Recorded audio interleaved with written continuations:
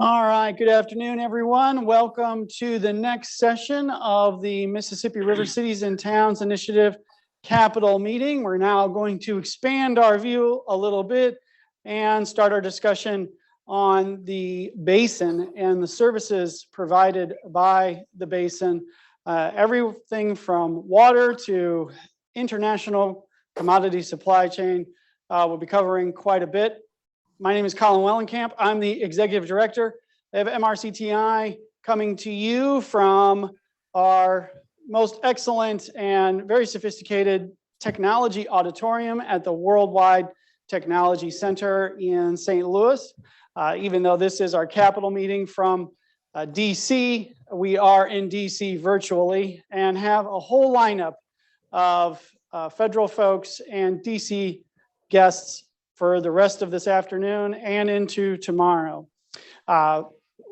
Taking care of our first session this afternoon will be new mayor of Dubuque, Iowa, Brad Cavanagh, and we're very excited to have Mayor Cavanagh join us for this. His city is doing some innovative things around water security and water quality improvement. But before we get to that real quick, I'll just hand it over to our part-time stage manager, Brant Thorington, who is going to remind everyone how they can participate through this afternoon. Brant? Yes, hello, Colin. If anyone is having any technical issues, please feel free to directly message me so I can help you out with those. If you would like to ask any questions of our speakers, please raise your hand or ask a question through the Q&A portion or the chat feature. We'll answer it either way. Thank you very much and enjoy the session. All right, thanks, Brant. And that includes if you are on and you need to be elevated for speaking or as a panelist, depending on how you entered into the platform, do message Brant. He can take care of that. It's been working pretty well so far. All right, without further ado, I'm going to hand things over to Mayor Cavanagh of Dubuque, Iowa. Mayor, thank you so much for being on with us. Well, thank you, Colin and Brant. I'm really excited to be here. Good afternoon, everybody, and welcome back to the MRCTI Capital Meeting. As Colin mentioned, I'm Brad Cavanagh, and I'm serving in my first year as mayor here in Dubuque, Iowa, and I'm excited to be here with you and very excited to work with all of you in the years ahead. So we're going to begin session 2 now, which concentrates services at the Mississippi River Basin scale. And this portion of the session includes the revealing of a landmark study MRCTI has begun in partnership with Earth Economics and the Walton Family Foundation. This study takes important steps towards quantifying, for the first time, the true cost to cities of excess nitrogen and phosphorus in the Mississippi. The project mapped the various pathways by which different sectors of the economy bear costs as a result of excess nutrients in the river and identified existing data that can be used to estimate those costs to cities in more detail. Key factors that explain the magnitude and distribution of the cost borne by governments, residents, and businesses who depend on the water from the Mississippi include the following. Over 2.6 million people rely on drinking water sourced from the Mississippi. There are over 370 food and beverage manufacturers near the Mississippi that may use river water or discharge to the river. And of the 93.7 million acres of cropland in the 10 river adjacent states, an area nearly the size of Montana, 75% is found in just Iowa, Illinois, Minnesota, and Missouri. This work is divided into 2 phases. Phase 1 entails a survey of the entire river valley to locate those cities most likely to be bearing the brunt of the various costs of nutrient loading from drinking water to manufacturing and tourism. And then once 3 cities are identified, one in the upper, middle, and lower Mississippi River, then phase 2 begins. Phase 2 makes a deep dive into determining the costs of nutrient loading to those 3 selected cities. Earth Economics has completed phase 1. This work is of particular interest to Dubuque since my city has been pursuing a nutrient trading structure to incentivize nutrient reduction through market forces. The city of Dubuque is engaged in a pilot project in partnership with the Iowa Department of Natural Resources, the Sand County Foundation of Wisconsin, which is funded by the Walton Family Foundation, Dubuque County Soil and Water Conservation District, and the Catfish Creek Watershed Management Authority to reduce nutrient runoff in Dubuque County. In partnership with the Iowa League of Cities, we secured funding to hire staff to go door to door to engage farmers throughout our area and share information on USDA conservation programs that would work on their land to reduce nutrient runoff and allow us to work together to keep our waterways leading to the Mississippi healthy. So with that, with us today to discuss the results of the phase 1 of the MCRTI and Earth Economics Nutrients Cost Study is ERIN MACKEY, Project Director for Earth Economics. Thank you so much, Mayor Cavanagh. I'm going to go ahead and share my screen with y'all for our presentation. All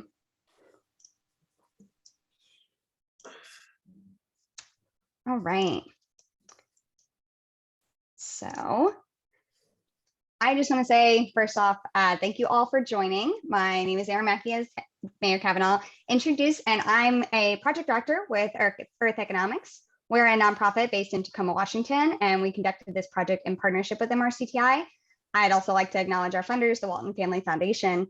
And what I'm going to be sharing with you today, as Mayor Cavanagh kind of already introduced, is the results of our project where we essentially compiled and assessed data on the economic costs of nutrient loading in the Mississippi River.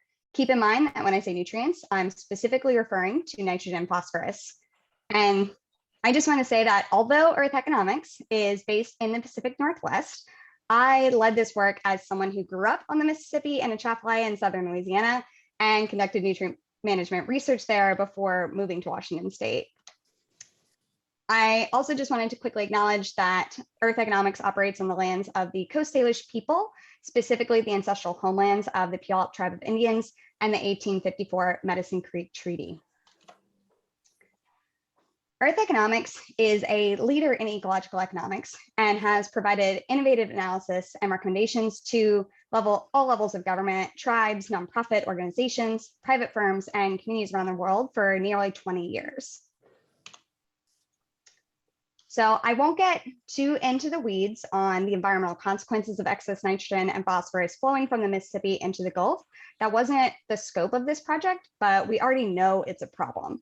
And, for example, the Union of Concerned Scientists has already estimated that nitrogen in the Gulf causes about $2.4 billion in damage to ecosystems every year since the 80s. What we don't know is just how much nutrient loading in the river itself is costing governments, businesses, and people that depend on the river in their day-to-day lives. So think like the removal of nitrates from drinking water pulled from the Mississippi. So you can absolutely start to take action before measuring that cost, but in order to know how successful those actions were, you need a baseline. So for example, record droughts in the 10-state region this past fall weren't greater concern for the nutrient burden. If you've ever heard the phrase, the solution to pollution is dilution, this is one of those cases where we could see lower nutrient levels in the Mississippi River now, but historically, the year after a drought, we see a spike.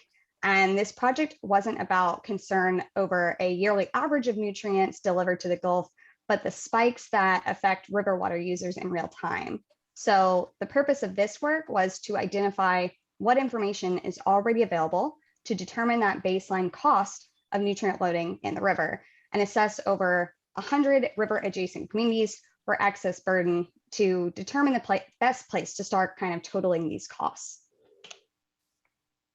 So why should we do this? Because actions or lack thereof in one community affect costs borne by communities downriver. And these downriver communities may not have decision-making influence on policies that would directly affect them. So wrapping our arms around the cost burden creates space for cooperation, like cost sharing between communities and the private sector along the river. So for example, manufacturers along the river are more likely to depend on and discharge to river water, and the food and beverage facilities specifically are more likely to have stringent requirements for incoming water. So it could be beneficial for these manufacturers to share costs with upriver dischargers, whether that be other private companies or municipal wastewater treatment facilities, if it would save the manufacturers money on water treatment in the long run. But we won't know how to share costs until we know how much it's costing everyone. So who bears the cost of this? As you can see by this list, just about everybody across the public and private sector. So even just taxpayers in general, as well as businesses. So we compiled the existing data while assessing which of the 100+ communities along the river are most likely impacted by these costs. Cost drivers were identified by either prevention or removal of nutrients in the river.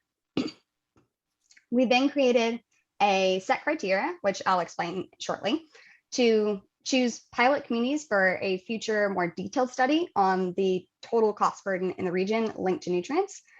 The communities that met these criteria were then narrowed down further to those with the most available data before we finally chose 2 initial pilot communities with also 3 optionals. What we didn't do is tally up that total cost of nutrients to communities, which is intended as the second phase of this project pending funding. Also, the scope of the study did not include assessing the river's tributaries, only Mississippi River main stem. As for our criteria, we wanted these initial pilot communities to, 1, have the highest likelihood of impact, which meant at minimum sourcing their drinking water from the river. 2, have multiple cost-bearing industries. So for example, food and beverage manufacturers within a mile of the river or several livestock farms within the county. The 2 of them together, the 2 communities together would be also most representative of diversity along the river. So for example, we wanted 1 to be on the upper end and another the lower end of the river and have different populations and population densities. This would be to promote information sharing that is relevant to as many of the other cities and towns along the river as possible. And 4, we wanted to choose communities with greater vulnerability. So think like households below the poverty line that are most at risk from climate change. These communities will already be facing bigger problems, amplifying every dollar spent on or lost to nutrient burdens. So data was actually identified for doing this, and using the prevention and removal cost driver approach, we found that 2/3 of the population rely on Mississippi River for drinking water. We also identified hundreds of manufacturers across well over half of the communities that are also at risk of increased nutrient-related cost burden.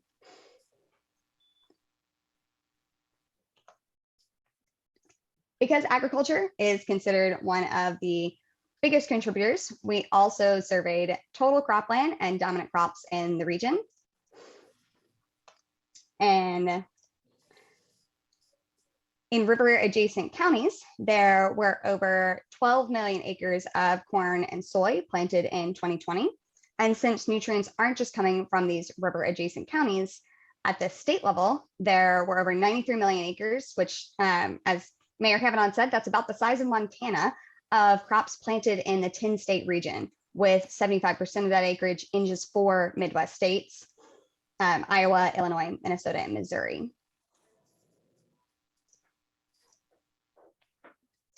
We also identified available cost data in the literature that could be leveraged for future analysis. This also helped us to identify data gaps, and we looked for cost data associated with each sector, preferably from studies conducted in the Mississippi River region. And that revealed there was opportunity for broader applicability of some of the literature. For example, we found data for how much it costs to retrofit, operate, and maintain water treatment facilities, nutrient removal, by the type of technology that they use for that removal and size of the facility. So how many gallons of water they're processing a day. This same data could be applied to manufacturing. Once you know what technology a manufacturer uses and how many gallons of water they're treating, you just match that up to the technology we have cost data for and adjust for their size. You'll notice we had 3 sectors where data wasn't publicly available at the time of this study, but we believe future work could actually collect data to fill these gaps in the second phase of this project. Using this information, we chose 2 initial and 3 optional locations for a future study on the true cost of nutrient loading to actually quantify that total cost to cities and towns. And so just a quick refresher on our criteria before I jump into those for those chosen cities. The purpose of these criteria was to ensure that these selected communities together are representative of the region and cover all potential cost drivers. So this included drinking water from the river, nutrient loaded waters and cost bearing industries present, different locations and community sizes, and social vulnerability and climate risk. We chose first, or really in no particular order, we chose New Orleans, Louisiana, and Quad Cities in Iowa and Illinois. Both of these cities have greater social vulnerability and climate risk, yet close ties to the river, sensitive to nutrient loading. This including drinking water dependency, multiple food and beverage manufacturers within a mile of the river that would be sensitive to nutrient loading in their water sources, facilities with nutrient-rich wastewater that can be costly to discharge, and agriculture presence in the surrounding areas. New Orleans adds additional sectors with its recreation and tourism that's dependent on the Gulf via the river, and large commercial fisheries sector, especially shellfish, which are extra sensitive to nutrient loading. And the Quad Cities has not only adds an additional sector with its significant forestry presence, but it also has a larger and more diverse agriculture sector in the surrounding area. For example, cornfields make up nearly a quarter of the land in its immediate watershed, which are known nitrogen contributors. Shit, I see it now. So for in case there are additional cities that can be included in the future study, these alternate or optional cities have been selected. And so in no particular order, we found that St. Louis, Missouri would be a good fit because it has greater social vulnerability and climate risk, significant manufacturing presence, including brands like Hershey, Frito-Lay, and Nestle, and they source their drinking water from the river. But it's a large metropolitan area, which is already captured in the primary selections. We also looked at Quincy, Illinois, because it's a smaller city that still meets criteria like drinking water dependent on the river, presence of food and beverage manufacturing, and cropland and livestock farms in the region. However, it doesn't have a significant climate risk or social vulnerability. And then we also chose last the Twin Cities in Minnesota, because there's significant presence of forestry and food and bev manufacturing, including national brands like General Mills and Purina Mills.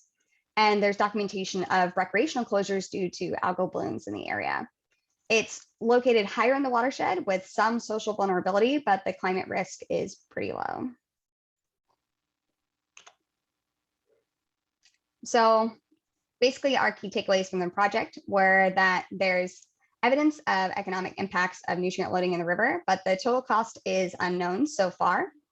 But the good news is that there's a promising amount of data for a deeper study into quantifying the overall cost burden. We think that New Orleans and Quad Cities would be well suited for that future study because they capture a variety of impacted industries with enough diversity to be relatable to many cities and towns along the river.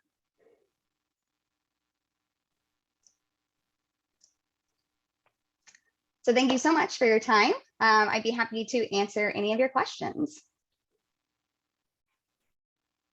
Okay, well, thank you very much, Erin. It's very interesting to see this study, and it's definitely going to equip us with some new insights and empowering nutrient reduction on behalf of all of our cities. So we can open the floor to questions now. I'll go ahead and get us started. If you want to, first of all, if you want to ask a question, you can throw that in the chat, or you can let us know that you would like to be moved up to be able to ask the question in person. So Erin, MRCTI has taken the position since 2012 that errant nutrients comprise one of the most degrading and widespread pollutants impacting our aquatic ecosystems today. So has Earth Economics seen compelling data that supports such a view? That the nutrients are actually affecting it? I would say absolutely, because there's actually pretty interesting data that's even collected on just the nutrient spikes in the river by, I'm pretty sure it's the USGS. And basically what that tells us is when there's spikes in nitrates, according to the studies that have looked at the cost of nitrates to water treatment facilities, every time there's a spike, water treatment facilities then also have to accommodate for that and run their systems more often. So I would say definitely that there is going to be some increased cost burdens that we're going to see pop up whenever we go into that deeper dive study, because every time they have those nitrate spikes, if we didn't have that nitrogen problem in the river, that they're going to be seeing those increased costs. Thank you for that information. So questions from anybody else?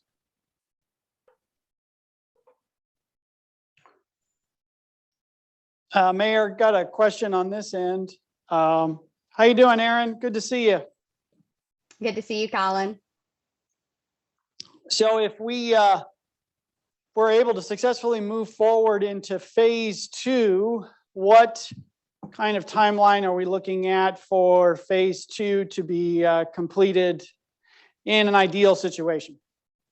In an ideal situation, I would say depending on how many cities that we choose, I would say it'd probably be about 8 months, 9 months to a year. And if we do all 5, that could take up to maybe 14 to 16 months. But that would be kind of probably how long it would take, is maybe about a year to a little bit over. Then that's strictly because of that's going to depend mostly on the data collection from the cities, because we'll have to kind of schedule basically what we would ask of these cities that we chose that would be participants in the future study. We'd have to work with their city staff and collect data on, say, if they have a publicly owned water treatment facility, we would need to kind of basically send over questions or do an interview to collect that data. So it really just depends on that timeline mostly, but I'd say probably about a year to 16 months. Okay, gotcha. And I'm not sure, you might just have to get into it, but the Quad Cities in particular, and they're not alone in this. During 2019, this happened to several of our cities. The Quad Cities water treatment facility on the Iowa side was damaged significantly. They barely were able to save it. The flood that year got only within a few inches of taking over the plant and completely obliterating it. But they were able to save it, and just by a few inches of water. But the damage was still pretty big. With damaged plants, do you foresee that really impacting the data? I'm guessing sort of the hypothesis going into the study is if you have a water treatment facility with best available technology, or even near best available technology, maybe the costs are less than for your nutrient loading than if your plant is operating at red line all the time, either because it was severely damaged with an event recently, or it's just old.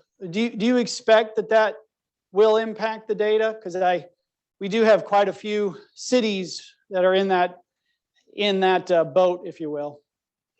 So that's actually a great question. So honestly, my opinion of that would be that if we are working with facilities that have that increased damage, so there's 2 options we could go about in our data collection. We could, one, ask to go over their books with them to see exactly how much, if they have it broken out by technologies of how often they're running them, to understand the costs, if they actually have those costs, broken out. But the beauty of these other, the literature that we've collected is that we have information on how much it costs to run those technologies at these operating ones already there. And so we could also kind of estimate based on what's available for a top capacity one. If we're trying to, basically it depends on your goal. If you're wanting to look at it specifically for this particular city, or if you're wanting to understand the costs, that could be more broadly applied to other cities and towns. There could be 2 options. We could also probably do both and kind of talk with maybe going over for those damaged facilities, maybe using their particular costs broken down, but then also have run a second scenario with what would be the general for an average fully operating water treatment facility that may be more applicable to other cities and towns in the region. Does that answer your question? Yeah, that certainly makes sense. Mayor, I actually have a question that implicates you a little bit. So we have, Dubuque has never backed away from its reputation of being a very innovative progressive city on the Mississippi River. We can always count on them to try new approaches and new things and do it very successfully. And that reputation remains strong with the new nutrient trading structure that the mayor talked about. So now we have 2 nutrient trading structures being built on the Mississippi River, excuse me, at least that we know of. There might be more, just not aware of them. And that is Mayor Cavanagh's in Dubuque, but also the whole state of Louisiana for their nutrient trading system that they passed at the state level. The state legislature enacted it through one of their spending bills. Would you expect, Erin, that the data that we collect would be able to better inform structures like the one that Mayor Cavanagh and the state of Louisiana is building around nutrient trading? I think that would mostly depend on the granularity of the data, because that's one thing that there's a few different levels of granularity you can do for this sort of data. You can do kind of a raising awareness where you're transferring from the literature values that you take. So whenever I mentioned we could do directly from that treatment facility, or we could apply from the literature those costs based on the technologies and the scale. So I would say for what you're talking about with the nutrient trading, it would be applicable if we're able to calculate the costs that are individual, like basically unique to those cities. I think that would take that greater level of granularity, going through their books and seeing like what the nutrient levels are, what's being removed, and for that nutrient trading, if I understand correctly, what that would entail. So I think it's definitely possible depending on the data availability, the level of it. Right. And sort of if we took our method that we're using here and applied it to those 2 places. But certainly one of the cities is in Louisiana, so Exactly. that may be of immediate benefit to their structure since it's statewide. Yes, I would definitely think that the results that would come out of the New Orleans study could definitely be applied to that nutrient trading structure, because it'd be site specific to a city in Louisiana. Great. Thank you. Thank you, Mayor. I'll turn it back to you. Appreciate that. Well, actually, Colin, I was just going to flip it right back to you. So I think the timing is pretty good there. But thank you very much for this opportunity. It's great to be here with you all. And thank you, Erin, for the presentation. I'm really looking forward to this. And I know we in Dubuque really are, because this is something that can make a huge difference. And we know the impact that we have on all of our neighbors down the river. So we'd really like to see this data. Thank y'all so much. All right, back to you, Colin. Okay, thank you, Mayor. 1 second.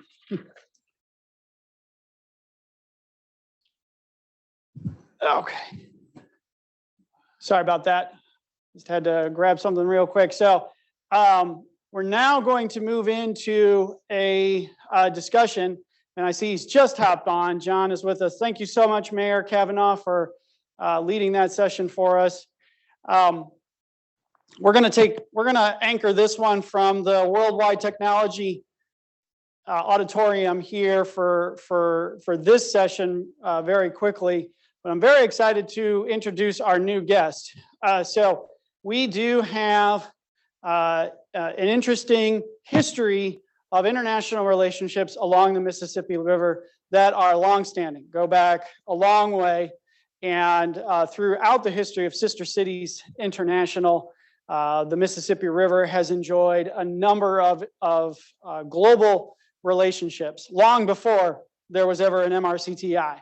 But once there was an MRCTI starting in 2012, one of our early conversations was with the president of Sister Cities International in DC. That conversation was brokered by the United Nations.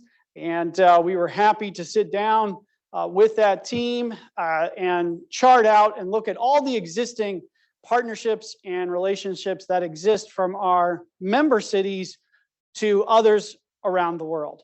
And we have been using those relationships to foster exchanges, information exchanges that actually led to the Embassy of the Netherlands hosting our Capitol meeting dinner, this type of meeting actually, back in 2015. We were at the embassy and with the ambassador. So it has really paid dividends to the Association of Cities on the Mississippi River. And now we are turning to a more urgent situation in which we have tried to tap that relationship with sister cities again. It is known worldwide. It's the top news maker every day. It's even top above COVID, and that is the Russian invasion into Ukraine. Ukraine and the cities along the Dnieper River have a lot of things in common with the cities along the Mississippi River. And with the Ukraine nation, one of the things we have in common is one of our own cities, the city of Muscatine, Iowa, shares a sister city relationship with a Ukrainian city on the western side of the country. And we wanted to bring in a discussion on that because many of our mayors have been asking, how can we help? How can we assist Ukraine? Not just the cities along the Dnieper River, but cities in Ukraine as a whole.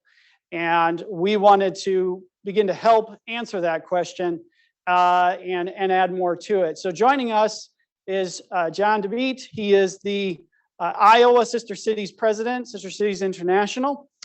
He's coming to us from Muscatine, Iowa. Muscatine is a longtime member of MRCTI, joined back in 2012, one of our early cities when we were just getting started. And they've had many international relationships with China and other continents. So they have a lot of pedigree there. And John was good enough to hop on this afternoon, talk to us about his conversations with Ukraine and Sister Cities International, give us an update on where those relationships have been and where they are today, and how we can work going forward together to help those cities in Ukraine. John, so glad that you're with us. Thank you for joining. Just so you're aware, we've had a couple of conversations leading up to ours with yours. So we asked the Assistant Secretary of the Army, the Mayor of Memphis did yesterday, how we could help the cities of Ukraine. He gave us some advice. We asked Congressman Ron Kind, who's very involved internationally. He talked about the situation. We asked him yesterday how we could be helpful. And so we're very eager to have you on board with us today. And thank you for joining. Well, good afternoon, and thank you for inviting me, Colin. It's an honor for me to be speaking to you and to your group of mayors of all these cities on the Mississippi River, the mighty Mississippi. Muscatine in Iowa also is a city that falls on the Mississippi River. And we always take pride of being on the Mississippi, even in building our global and international relationships with different, I would say, cities around the globe. Muscatine Sister Cities has 9 sister cities relationship in 8 countries. And we are the most active chapter in the state of Iowa when it comes to citizen diplomacy. I myself is the president of Muscatine Sister Cities organization. I do have a board of 9 members that serves with me on this organization, but also I got well involved with Sister Cities International in 2015 when I was elected to serve on the board of Sister Cities International in Washington, D.C. And throughout my tenure there, I was assigned 2 assignments also. One is to be taking care of the state of Iowa Sister Cities movement. Hence, I am on the board for Sister Cities International. And also, because of my background and where I came from originally, I was assigned to be the Sister Cities International country of Palestine representative on the board. So I do wear different hats here. Today, what I'm planning to talk about is about our unique relationship with our sister city in Ukraine. The name of that city is Drohobych. Drohobych is a city on the western part of Ukraine. It's almost 1 hour driving distance from the Poland borders. I myself visited the city many times. We established this relationship and this sister city relationship, I would say more than 20 years ago. And as a result of that relationship, we built also other relationships in which, for example, the college that I teach at in Muscatine, Iowa, became a sister college with the university in Drohobych. And we built many programs, worked with many programs with them. Hence, that was the reason why I kept traveling back and forth to Ukraine and in particular Drohobych. We had very active relationship with them up to, I would say, 2 years ago due to the pandemic. But before that, we made it very clear that we want a delegation visiting us 1 year, and the next year, our delegations will visit them. And we have been doing this for almost 20 years, as I mentioned, since the establishment of that relationship. You know, we know now that they are going through very tough time. We know that the war situation started to change a lot of things in Ukraine. I myself try to communicate with the people that we know in the city of Drohobych almost on a daily basis via emails, via messages, and things like that. And unfortunately, some of them left their city and crossed the border into Poland. And some of them even decided to move even further away from that area to the Czech Republic, but some of them are still in Drohobych. Now, one of the issues that I have been hearing from them is that the city of Drohobych has certain capability of helping those who are now moving from the east side of Ukraine, where most of the fighting is going on and so on, and fleeing that area into the western part, and some of them are going into Drohobych. So it's creating a major logistic problems, health problems, assistance problems, and so on, resource-wise and so on. So what are we doing here in Muscatine, Iowa, to prepare ourselves to help our sister cities in Ukraine? Number one, we put together right away an emergency team that works on many areas. One of the areas, for example, will be, what if United States decided to open up the country here and start accepting Ukrainian refugees? So are we ready to welcome them, to host them, to help them, to get them to start their new life too?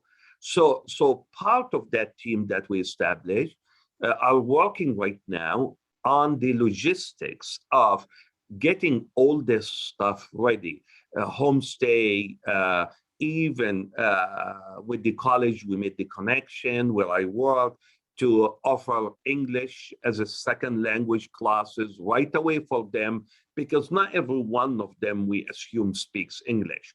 And if some of them end up coming to Muscatine, Iowa, we want them to integrate in the society as quick as possible, and part of that will be learning the language. So we are looking into all these aspects that we want to build, I would say, a plan. We want to be proactive in building that plan that if and when we started to receive Ukrainian refugees, we are ready to again work with them, host them, and so on. So that's one area we are working on. The other area that we're working on is obviously the financial need. We know that in a war situations and so on, it is hard to survive. It is hard to manage, to buy food, or because people are not working, are not making money, and so on. We created a special account as Muscatine sister cities here to collect funding for the purpose of sending this money to the right hands. We want to make sure that we want to send this money to the right people, and the people who will receive this money would be the right people. So we started to raise money really here in the community, and different people started to put the money in that account. What I'm doing with Sister Cities International now, raising the question of, can we depend on Sister Cities International to do that work for us, meaning to do the work of local Sister Cities chapter throughout the United States, because it's not just Muscatine, Iowa. I'm sure many other cities across the United States has Sister Cities relationship with Ukrainian cities. So if we are doing this and collecting all this money and put them in one fund, and let Sister Cities International take care of that and make sure that they are securing where that fund is going, will be a good thing for all of us. When I asked this question, obviously, logistically speaking, they need to check into that. They need to find out how they want to do it, through whom, and all that questions. So they are working on that, trying to come up with answers to those questions. But meanwhile, we are raising the fund. We are collecting money from our members, our friends, and so on in the community, and trying to raise this money here so that also we can be ready too. This team of people who are working on this issue now and this relationship with one of our sister cities, which is Rouge, Ukraine, are also in continuous contact with people in our sister cities there, including myself, as I mentioned, while trying to connect with them via emails, while trying to connect with them via messengers, sometimes even via Facebook messages, any way that we can connect with them to make sure that they are safe, to make sure that they are still okay, and so on, while trying to use any possible social media way to connect with them and get some updates and some information back from them. One of the things that I would like also, because we as Sister Cities International thought that this has to be also part of our message. A lot of cities in the United States has also sister cities relation with Russian cities, including us here in Muscatine, Iowa. We do have a sister city relationship with Kislovac, Russia. And what we are doing here as a Sister City International, as an organization that works in the area of promoting peace and building bridges of understanding between people in the United States, between citizens in the United States and citizens of other countries, we are really asking all cities in the United States that has sister cities relation with Russia not to suspend such relations. And that's very important, because we want to also keep our communication going with those cities and see if we can also help the citizens of those cities also through that are going through that time too. We are hearing from them. They are not happy with what's going on. They don't want to see that world. They don't want to also become part of something like that.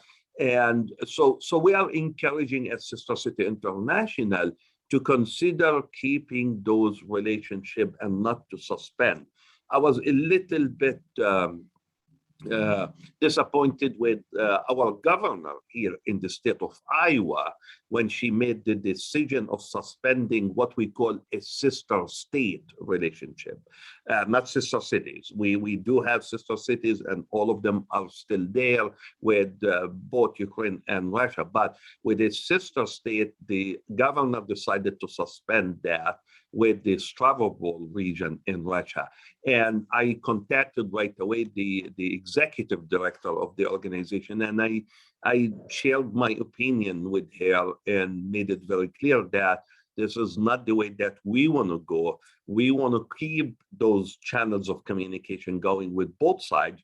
Hopefully that we as Sister City plays very important role in bringing them back around the table, talking to each other and building the bridges of peace between both Ukraine and Russia again, so that they can be living side by side in peace and not having any of those issues. So those are some of the things that we are doing as Muscatine, Iowa, and also part of my work on the national level with Sister Cities International.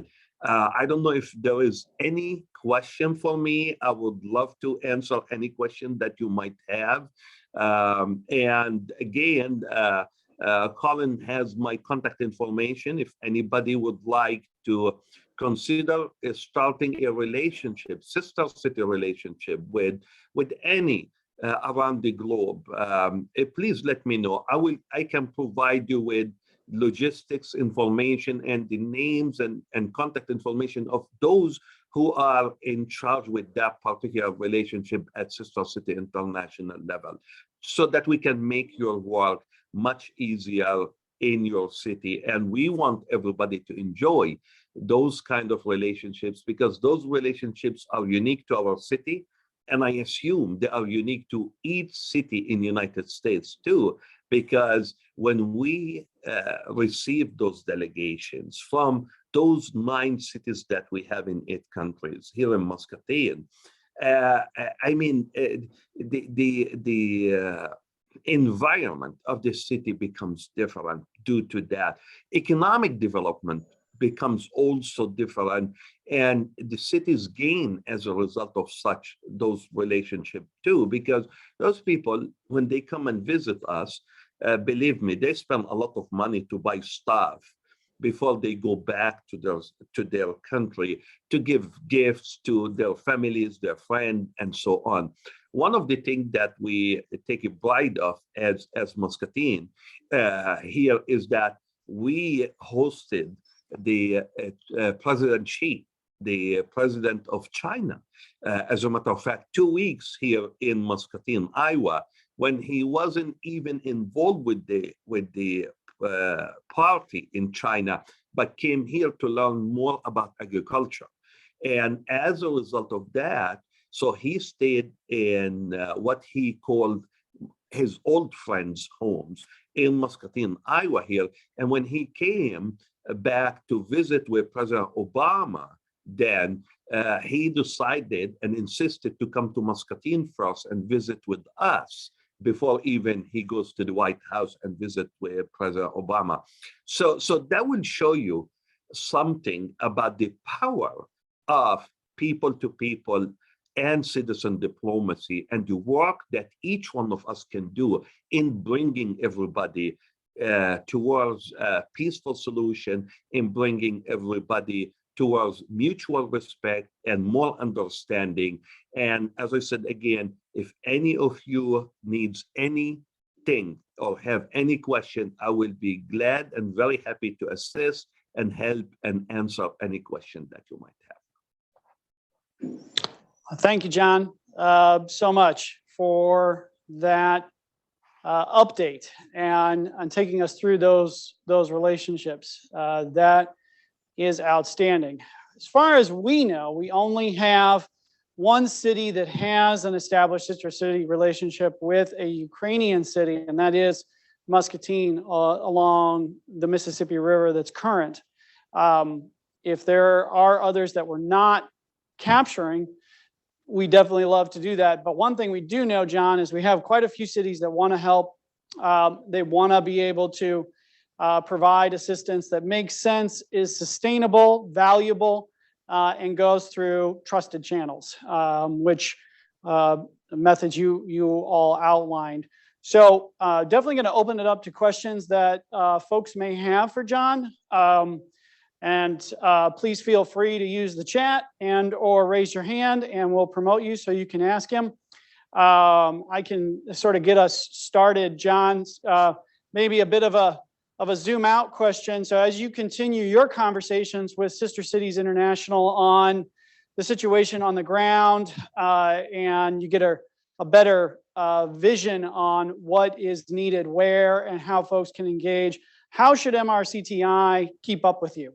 What do you think would be the best way for us to remain engaged and part of your conversations? I will look at this question as more two ways kind of question.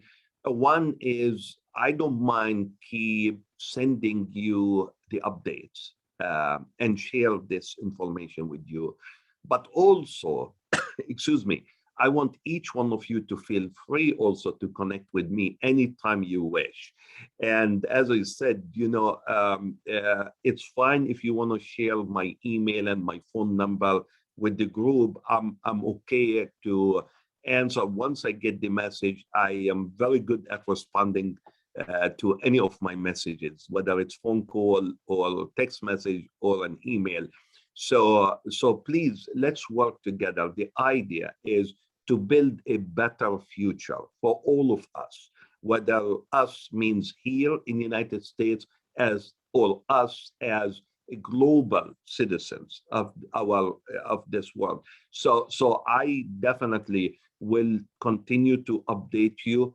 Anything I hear new from Sister Cities International regarding this, or us as Muscatine Sister City as a local chapter, what we are doing and so on.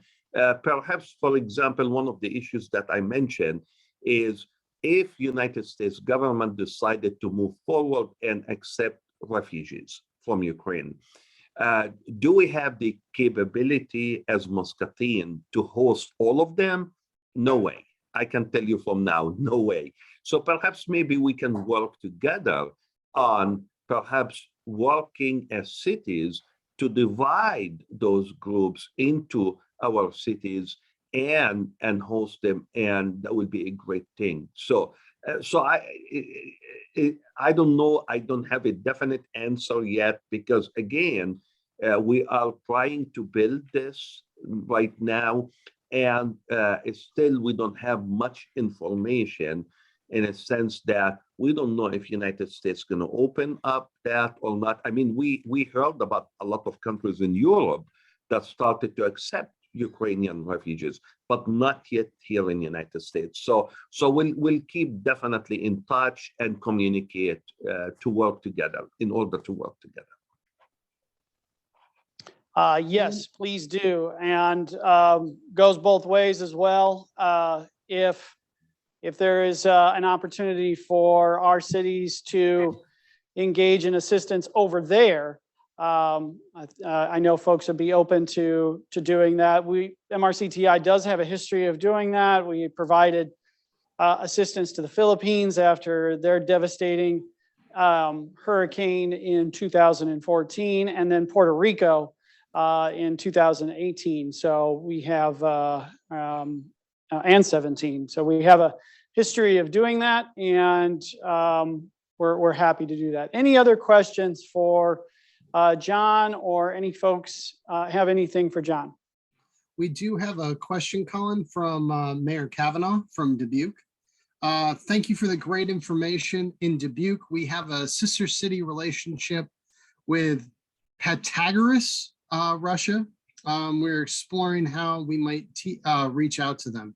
Have you reached out to your sister city in Russia since the war began? And if so, what message have you shared with them? Thank you. Thank you for the question, and thank you, Mayor, for this question. Yes, we did. As I mentioned in the beginning of my presentation, we do have nine sister cities relation in 8 countries. And each one of them, I do have a team that works on that relationship. So I have a team also that works on our relationship with Russia, with Kislovodsk, Russia. And that team is very, very active. And as a matter of fact, our relationship with our Russian sister city started when it used to be still Soviet Union.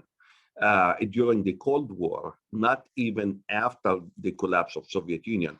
So we do have a long history with Russia sister city relationship here. So we are communicating with them. We are telling them that while not happy to see what's going on, while not happy to see Russia invading Ukraine, we are conveying the message to them. But again, we are telling them that we want to continue to work with them, hoping that they will carry our message also in their cities, in their country, and hopefully that makes a huge difference at some point in time. And that's why we as Sister Cities International are recommending to every sister city chapter or local chapter across the United States not to suspend that relationship with Russian sister cities, because again, as I said, those are more based on people to people, and they have nothing to do with a government decision that led to that war and led to that invasion and so on. So we are seeing it as we cannot penalize them for a decision that was made by the Russian government or by Putin or so on for whatever reason. But my advice is please connect with them, please talk to them, please let them know that while not happy to see that on the news, because the way we care about them, we also care about the people of Ukraine and the citizens of Ukraine. And that's the beauty of Sister Cities vision, usually. But also let them know that you are here also to support them, hopefully, in what they are doing in order to end this mess, end this war, and so on. I mean, that should be the message, is both sides kind of message. Yeah. Very good. Thank you so much, John. Anything else really quick that you can see, Brant?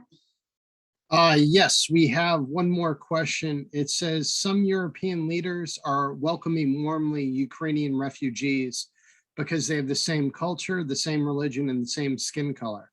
What about the United States? Well, that's a great question. And I would say that perhaps it could be right, but also perhaps because they're close to Europe too. But I think if I look at the United States and the nature of the country and the people of this country, I mean, we have everybody there. We have anything that you can imagine you can find in the United States. And we are a country that is built on the idea of immigration and refugees and all that stuff. So I think everyone adds a lot to who we are as a country in the United States here. I think, and I cannot speak on behalf of the US government, obviously, but I think most probably they are waiting. So at some point in time, how the situation become in the future, I think will have something to do with making such decision, opening up or not opening up the country for Ukrainian refugees. I'm hoping it will happen, but also before that, I'm hoping that the war will stop and stop immediately, and let people live in peace and let people live in their own countries. I agree. It's not easy to leave your own country and move to a different country with almost nothing and start anew. So I don't know what will be the best answer in this case, but I think we need to be ready to help if and when the United States government decided to open up the border and bring those refugees into the United States.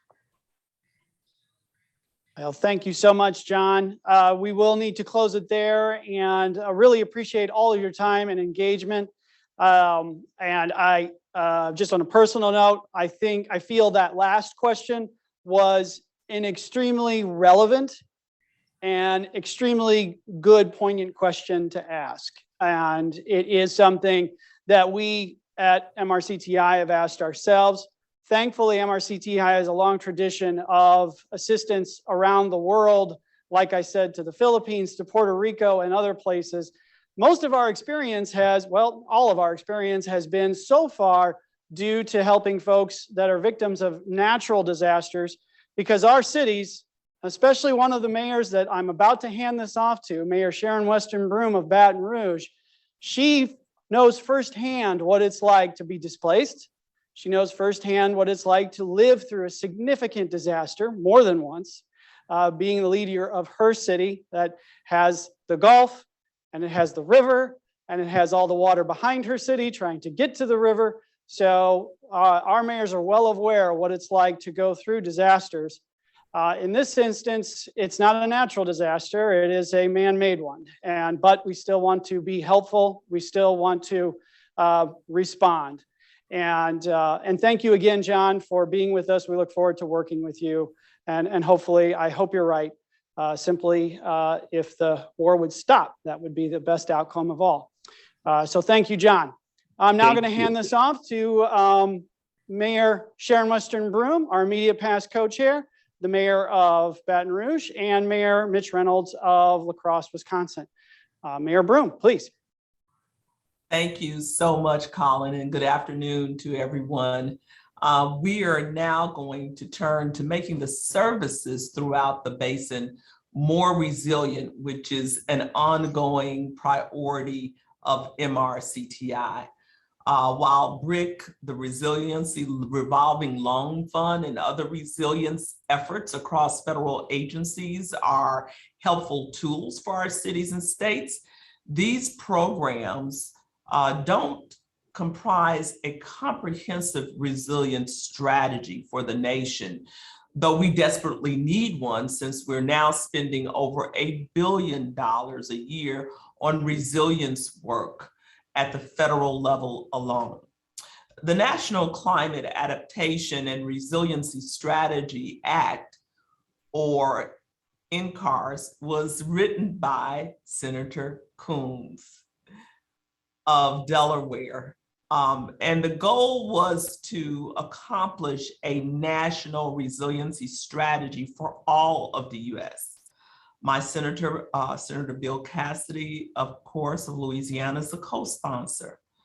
But the National Climate Adaptation and Resiliency Strategy Act is going to move. It needs more support within the Senate Homeland Security Committee if it's going to move. And so we'll turn it over to Mayor Reynolds, who I think wants to add some commentary to that as well.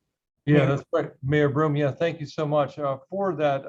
For NCARS to move, we need support from, well, senators like mine, Ron Johnson. MRCTI has made NCARS part of its 2022 federal policy platform.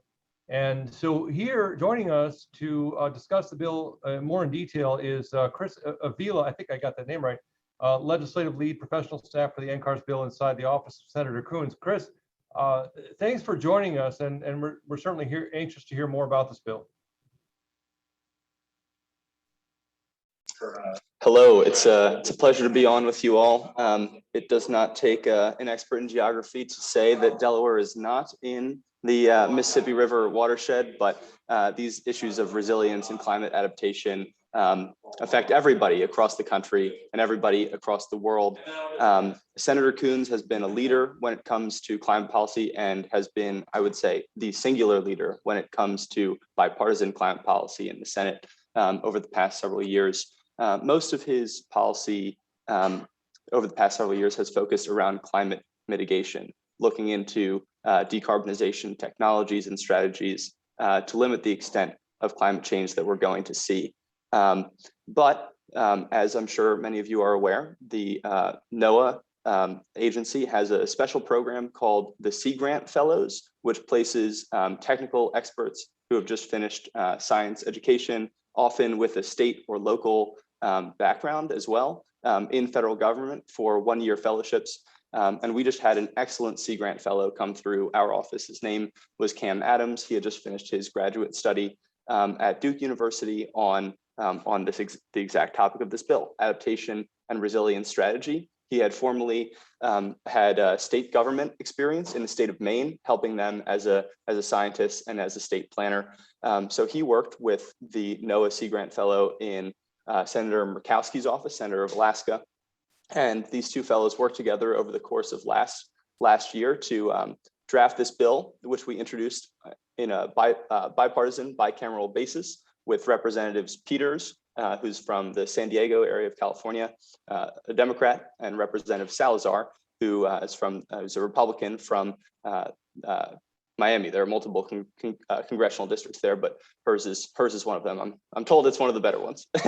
So it was introduced in a bicameral, bipartisan basis in January, and as noted by Mayor Broome, we have some really exciting co-sponsorships already from Senator Dr. Cassidy from Louisiana, and the most recent Republican addition to the bill, Senator Lindsey Graham from South Carolina.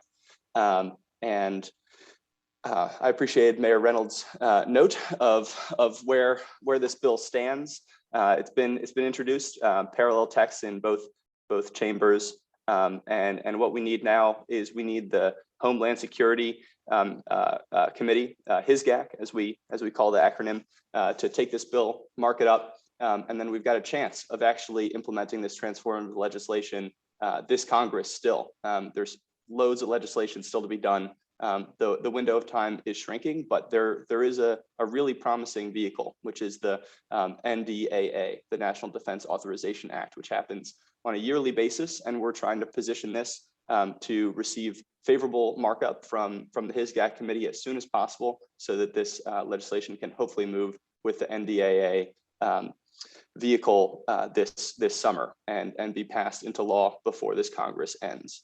So that's kind of the state of play, and happy to answer any questions from you both, Mayors Broome and Reynolds. And it's great to be on. Thank you for inviting somebody from outside the watershed to join you. Well, thank you, Chris, and you certainly everyone outside of the watershed is always welcome. It is great news that we have at least some bipartisan agreement on resiliency. That's really good to hear. I'm sure all the mayors agree with that. I will open up the floor for some questions, and I'll start us off. Chris, what do you see as the most opportune path forward for NCARS in the Senate, and is there a House companion bill with a similar strategy? Yeah, absolutely. I think that's a really great question, and I appreciate just the nuts and bolts nature of it, which is what I spend a lot of time in this job doing. Is just figuring out detail by detail how we get legislation through Congress, which I'm sure you can imagine is not the easiest thing in the world. And I also thank you for highlighting the bipartisan nature of this bill. It is a climate forward bill that looks at the ways in which climate change caused by humans is making adaptation and resilience even more pressing to our cities, towns, counties, states, and our entire nation. So I really appreciate you highlighting that bipartisan element. And I really do think that resilience and adaptation strategy is probably the maximum when it comes to current bipartisan agreement in the climate policy space. It's really heartening to see through Senator Coons's work co-chairing the Senate Bipartisan Climate Solutions Caucus with Senator Mike Braun of Indiana, a very conservative Republican. We work with his staff closely to advance bipartisan climate solutions in the Senate. There's been a lot of overlap when it comes to these resilience issues. And in addition, a very wonderful part of this bill, which connects to the work of MRCTI, is, I would say, unlike any or more than any other bill that I've worked on in my time as a staffer in Congress. This one has really overwhelming support of folks like you, mayors, state policy folks, people who work in municipal government, saying we need this. We need the federal government to figure out what is the comprehensive strategy of how we're going to spend the billions of dollars in the bipartisan infrastructure framework. $47 billion have been authorized for resilience, and now this is if we think about that in the lens of a business or a corporation, that's the whole corporation. And what this bill tries to do, among other things, is get a CEO for that corporation to make sure that that money is spent really well, liaising with Congress and making sure that the entire slew of federal agencies through the White House, because the Chief Resilience Officer, one of the new elements of federal legislation that this bill would authorize, the creation of a Chief Resilience Officer whose office would be in the White House, would make sure that $47 billion is spent well and gets to your cities, your towns, your communities most effectively. So I hope that answers your question. It's a bit of a ramble, Mayor Reynolds. I have a question for you, Chris. Here in Louisiana, we're usually concerned about hurricanes and floods. And I never thought I would say this, but now we're actually concerned about drought. Almost the entire state of Louisiana is currently in a severe drought. And I'm hoping that Senator Coons' bill approaches many hazards when it comes to achieving resilience. And I hope that includes drought as well. It absolutely does, Mayor Broome. That's the short answer. The longer answer begins with it's crazy that Louisiana is facing both drought and flood risk simultaneously, and I think really illustrates the crucial and critical need for this legislation, because we need a strategy. It's the National Climate Adaptation Resilience Strategy Act. Strategy cannot be successful if it only takes into account one element of the problem. Past federal legislation has done a good job looking at floods, at droughts, at wildfires, all of these independent threats. But I'd be hard pressed to find a community in this country that is facing only one threat. Then all of your jobs would be easy. You wouldn't be on the Zoom call figuring out how to do a better job. You just fix that one thing and then spend your time doing something else. But unfortunately, the challenges that we face are more complicated than that, and they're being exacerbated by the changes in climate that we're seeing. So this bill does not make the mistake of prior federal legislation by only taking into account one hazard or another. There are many hazards, and something that I will highlight about this bill is it I believe will be the first, if passed, will be the first piece of federal legislation to incorporate a whole new class of hazards into agency response, which are slow onset hazards, which include sea level rise, which is certainly affecting us in Delaware, which is the lowest lying state in the union on average, as well as permafrost thawing, another slow onset hazard, which is a very major concern for our bipartisan colleagues in Senator Murkowski's office. So not only are we taking into account floods and drought simultaneously, all these other risks that we're well aware of, but we're integrating into the federal policy framework an entirely new class of hazards, these slow onset hazards, which just currently are not eligible for federal emergency relief funding that we know that communities need. And I'm remiss to have not included this in my earlier introductions of the bill, but just the idea of how slow onset hazards makes me think of a story that Cam, the Noah Sea Grant fellow who helped our or led the drafting of this bill in our office, told me, which is that in a lot of communities in Delaware and across the country that are on the front lines of climate change and are the most vulnerable to extreme weather, they don't have a town planner for climate. I mean, some of these places don't even have a local police officer. They rely on county or state resources. So in such an example of limited local government capacity, it would be a huge mistake to think that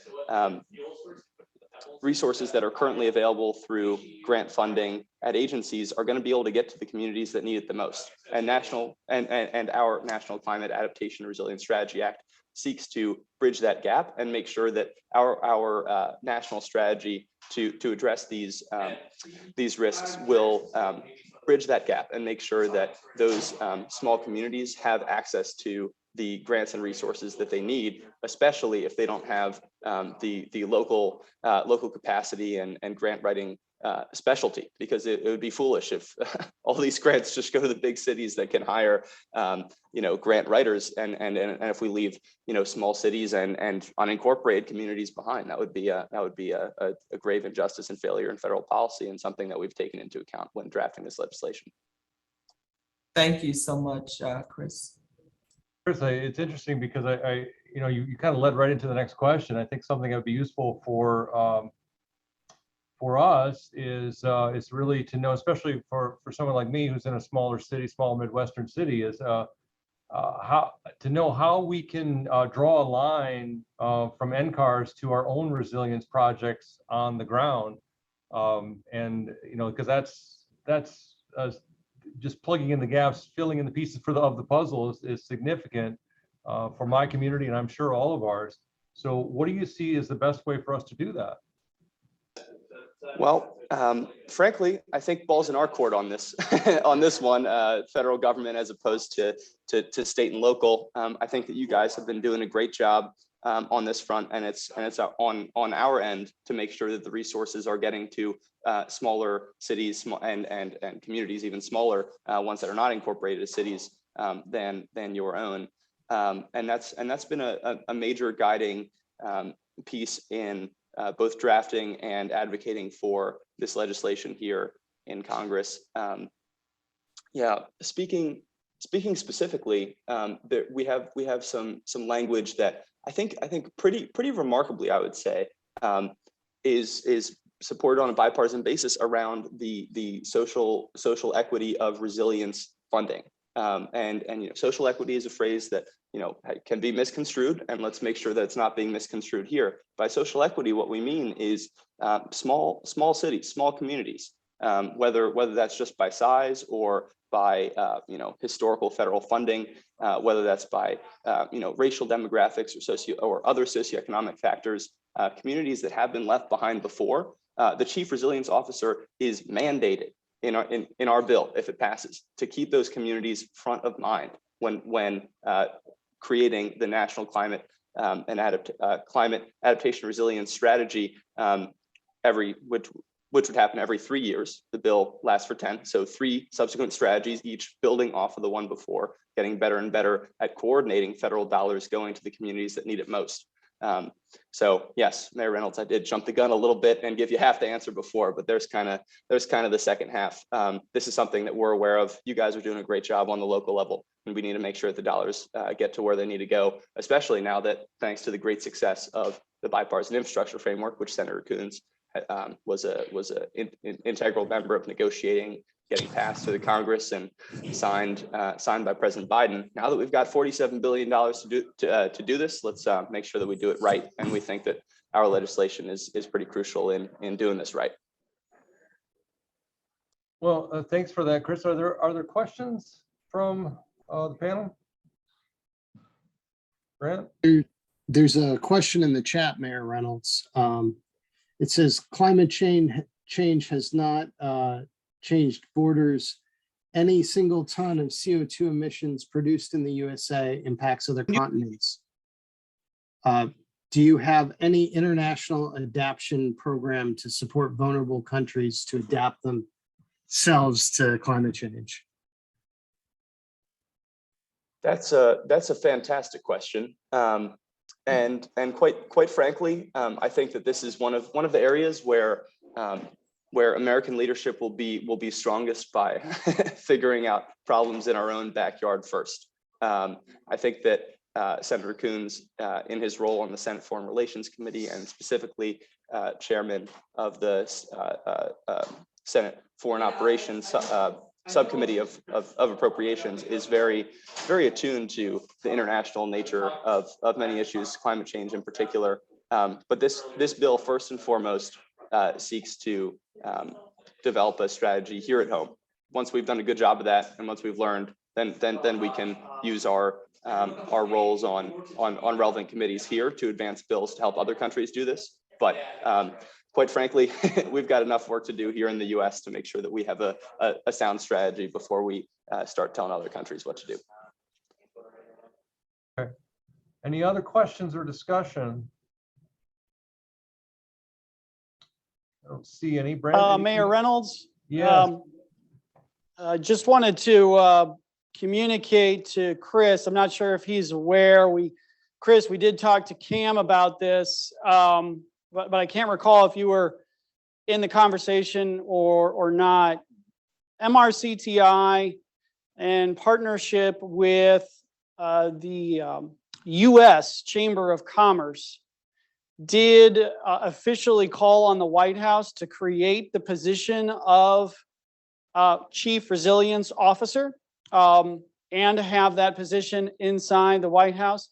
We did that last year, and in fact, it was part of our 2021 federal policy platform that these mayors that you're talking to and everybody else were part of in our Capitol meeting in March of last year, so a year ago almost exactly. And then last spring in April, we held a joint press conference with the U.S. Chamber of Commerce, jointly calling on the White House and President Biden to create the position of Chief Resilience Officer for the U.S.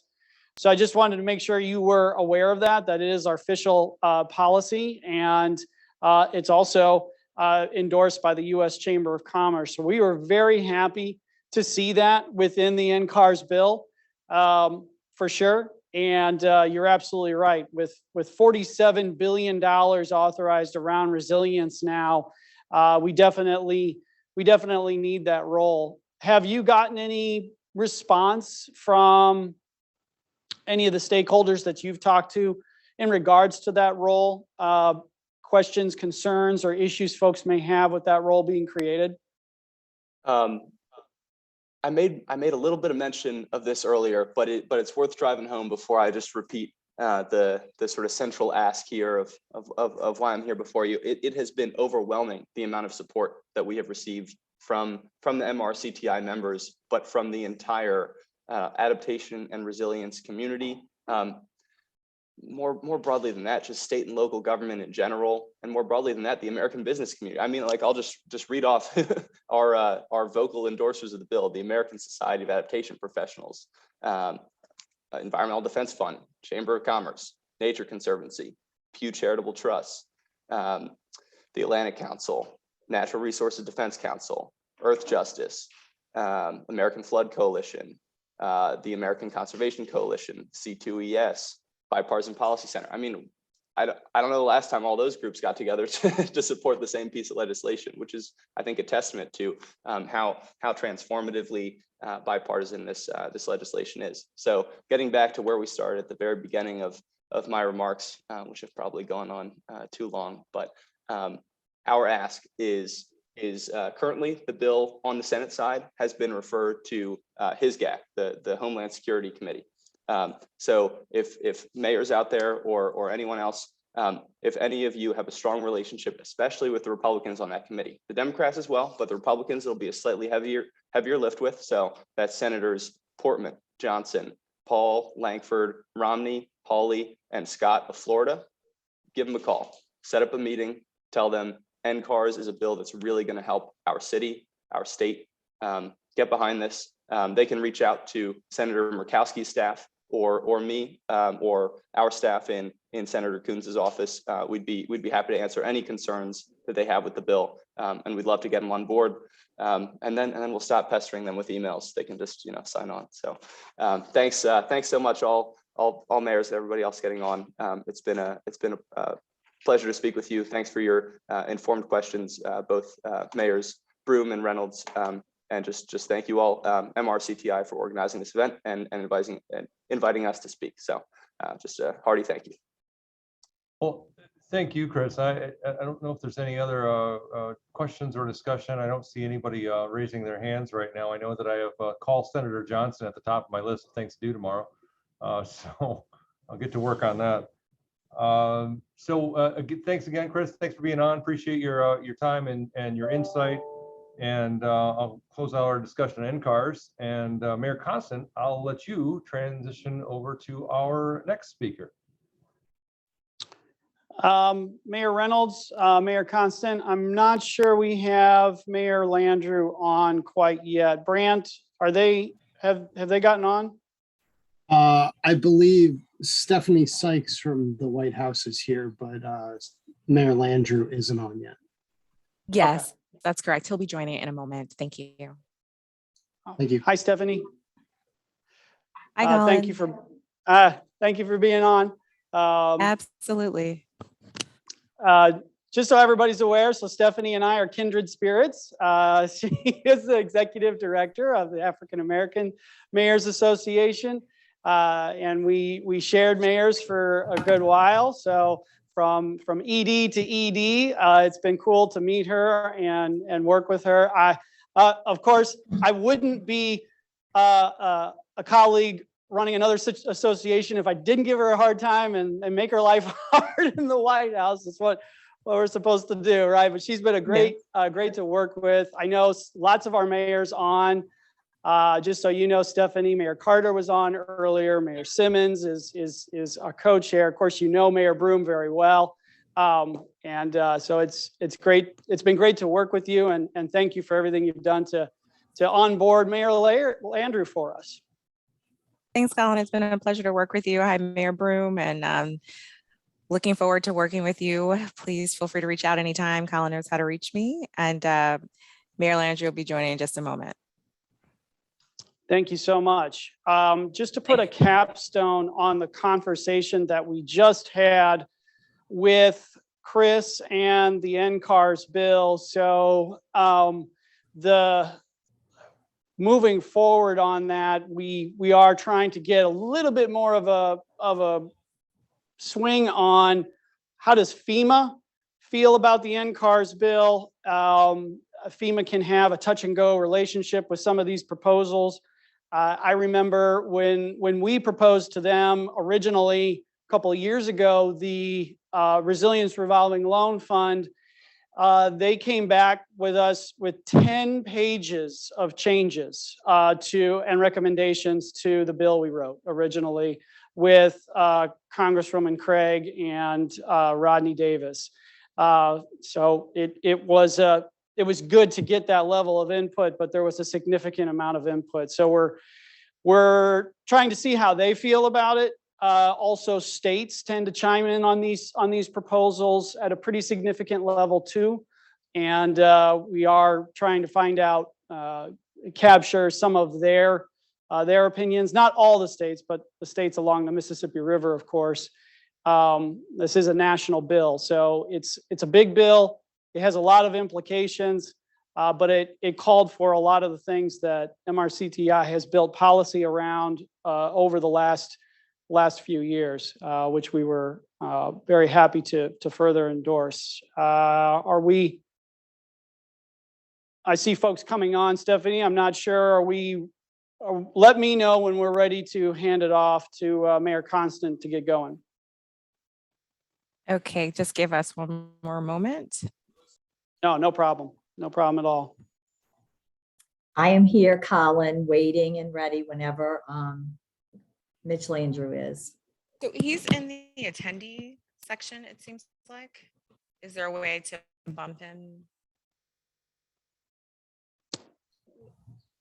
Yeah, there sure is. Yes, Brant can take he care of should that. have just gotten an invite and hopefully be transferred. There he goes.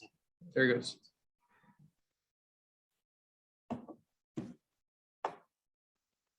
Hey, y'all. Hey, Mitch, Hi, Mayor. how are you? Melinda. Look, this is actually a call where I can say, where you at? Where you at? The best You are bank. so right. The I best want to bank. say, of Come course, on, the thank best you. bank. Yes. Were you here from Mardi Gras? Were you busy working in I DC? was second line. What are you talking about? Come on, Melinda. Of course No, you were. I'd have been disappointed if you weren't. How you doing, my good friend, Mayor? Hey, Mitch, man, Eric hey, Simmons. man, Sharon. Hey, man, Jim. Hey, Mitch. Mitch, another Mitch. I love that. Another Mitch. I want to first say, Mitch, before you got on, I want to say thank you to Mayor Reynolds. He just threw it over to me right before you got on board. And just good afternoon to everyone that's here. I'm just so very pleased to be able to welcome you, Mitch, a friend, a top line speaker for the Capitol meeting. Mayor Mitch Landrieu, for those of you who don't know, served in the state legislature of Louisiana for 16 years before taking a statewide office of lieutenant governor back in 2004, where he served until 2010. And Lieutenant Governor Landrieu then became Mayor Landrieu of New Orleans, second lining for many years, 2 terms from 2010 to 2018. And in 2013, Mayor Landrieu entered New Orleans as a big city to host the 2014 MRCTI annual meeting. A lot of us on this call remember that. And during that annual meeting in his town of New Orleans, Mayor Landrieu announced the launch of the MRCTI Sustainable Development Grant funded by the American Water. So he has some history with us, and he's been a friend to us for a long time. That grant went on to supply valuable PPE to our cities during COVID. And then most recently, everybody who's heard many times now, Hurricane Ida relief to places like Harahan in my neck of the woods, my beloved city of Gretna, and New Orleans, of course. I couldn't be more excited, Mitch, again, to introduce you today. And as I always say, in all walks of life, I believe personal relationships play a huge part in successful collaborations. And so having a local friend such as yourself to be able to navigate for us on our behalf through the process of this funding at this magnitude, I believe is truly beneficial for all of us on the Mississippi River. So again, I appreciate you being with us this afternoon, and I want you to know how excited we are to be able to work with you. And I just truly believe that we have a friend in DC. So thank you so much, Mitch, for being here. Linda, thank you so much, Mayor. For those of you that don't know it, my wife, Sharon, worked in Gretna for 23 years of her life, about a block away from where Belinda's sitting right now. So I know Gretna well. Yes. And when she heard that I was going to be on the call with you today, she said, you need to take care of Gretna. And I was like, I can't do any home cooking. I mean, I got to be like fair to everybody in America. So just so that y'all know. And I see so many of my friends on it. I'm going to embarrass you, but my friend, Mayor Sharon, Weston, Broome, and Mayor Eric had me in his hometown not too long ago. We had a good time. And Jim, it's good to see you. I appreciate it. And to all you guys that are on the call, thank you so much. I have Ryan Burney, who many of you may know. Ryan was my deputy mayor in the city of New Orleans, and he was kind enough to come up and try to help me figure this out on behalf of the president. And so he's serving as my senior advisor. And Stephanie has been a great friend for a long time and is actually helping us with our relationships with the mayors and the governor. So I thank you. Belinda, I thought maybe I'd spend just a couple minutes talking about high level stuff and then open it up for questions that you all might have. A couple different things. The president sends his well wishes to all of you guys and thanks you for all of your work that you're doing. He wants you to know that he sees you. This bill was designed in a way to help you specifically. And I'll try to explain that in a little bit more detail, but I'd like to give you, if I might, a 50,000 foot view of how this bill's structured so that you can understand it. Really, if I could describe it to you in one word from the president's point of view, it would say opportunity. I think really it is a fantastic opportunity for us as a country to do something that we have all been talking about or heard people who are older than us talk about for a very long period of time. Many of us use the example of the interstate system. When Eisenhower was in office, the last time we did something this big, this is actually bigger than that. It's bigger, it's broader, it's deeper. It is really more akin to the New Deal. It is a massive investment of federal dollars that is designed to make America strong so that we can compete and win the 21st century. That's essentially what it is. And everything fits into that pot or to that narrative. And I'd like to walk you through some of the specifics about not just the what, but the how and the who of it all. First of all, you all know now the top line on this infrastructure package is $1.2 trillion. Now, $1 trillion is a lot of doggone money. It's hard to count that high. It's really a lot of billions. And all of you understand, because you're from moderate, to medium-sized, small cities and counties, what, $500,000 would look like, or $1 million. This is trillions. It is designed to touch every part of the country. It is designed to make sure that nobody gets left behind. It's designed to make sure that we create good paying jobs. It's designed to make sure that we protect ourselves from the climate change that is coming our way. It is designed to make sure that we prepare ourselves for the new energy revolution that is on us. It's designed to make sure that people have clean air and clean water, sewer systems that make sense, et cetera, et cetera. And so that $1.2 trillion was not just a number to build a road. It is designed to really put America in a position to win the future. So I want to take you through some of the details of the bill, if you will, and try to explain it to you simple. Because when you come up here, people up here talking acronyms, you can't understand anything they're saying. So I'm kind of like, can you explain it to me simple, like I'm a second grader? And then maybe I can explain it to other folks. So I want to divide this bill up. Even though I went to St. Matthias, I can just do like simple division. So first I want to divide it in half. All right, so 1.2 trillion is, 600 billion. That half of that money is going to go through the Department of Transportation. And that money will be split up in a whole bunch of different ways on roads, bridges, airports, ports, and that's not just water ports, but it's also what we call land ports of entry, which will go through another pot of money, but both land and water ports. And that amount of money will be spent in what people would traditionally know as hard infrastructure, traditional hard infrastructure. The other half of the money is going to be spent by mostly 5 or 6 different departments, but really about 13. And I'll take you through basically what some of those are. So one of the primary goals is to make sure that we connect everybody in the country to knowledge by giving them access to high-speed internet. There are 2 ways that we want to do that. One is we want to lay fiber where it's not right now, and where there is fiber and people can't afford it, we want to create a subsidy so that people can afford it. And as a public-private partnership, I'm also calling, as are other folks in the White House, the heads of the telecom companies, to say, we're going to provide a $30 a month subsidy to connect people, give them the money to connect, and we want you to provide a $30 plan. So essentially it's free for them. And that's called the connectivity program. And so between both of those things, in a reasonable period of time, the president wants to make sure that every kid, every parent, every doctor, every farmer, for precision agriculture, for telemedicine, so that kids can learn, so that people can have access to what they need. He wants them to have access to broadband. Now, that particular program is going to go through 4 separate departments. We're going to help coordinate this for you, but essentially that's a Department of Interior program. It's a Department of Commerce program, which is going to be the lead dog. It's going to be an interior program and an agricultural program. So that's another piece of what's coming down. Also, we want to make sure that everybody's got clean air and clean water. Now, if everybody is coming on this call is from up and down the Mississippi, you will understand that we got a lot of dirty air and a lot of dirty water that came from industry that got left behind, that didn't get cleaned up. So there are a couple of different programs that will kind of jog your mind. One of them is Superfund sites that are in all of the states that you guys, are part of, up and down the Mississippi River, all the way from Minnesota, all the way down to Gretna.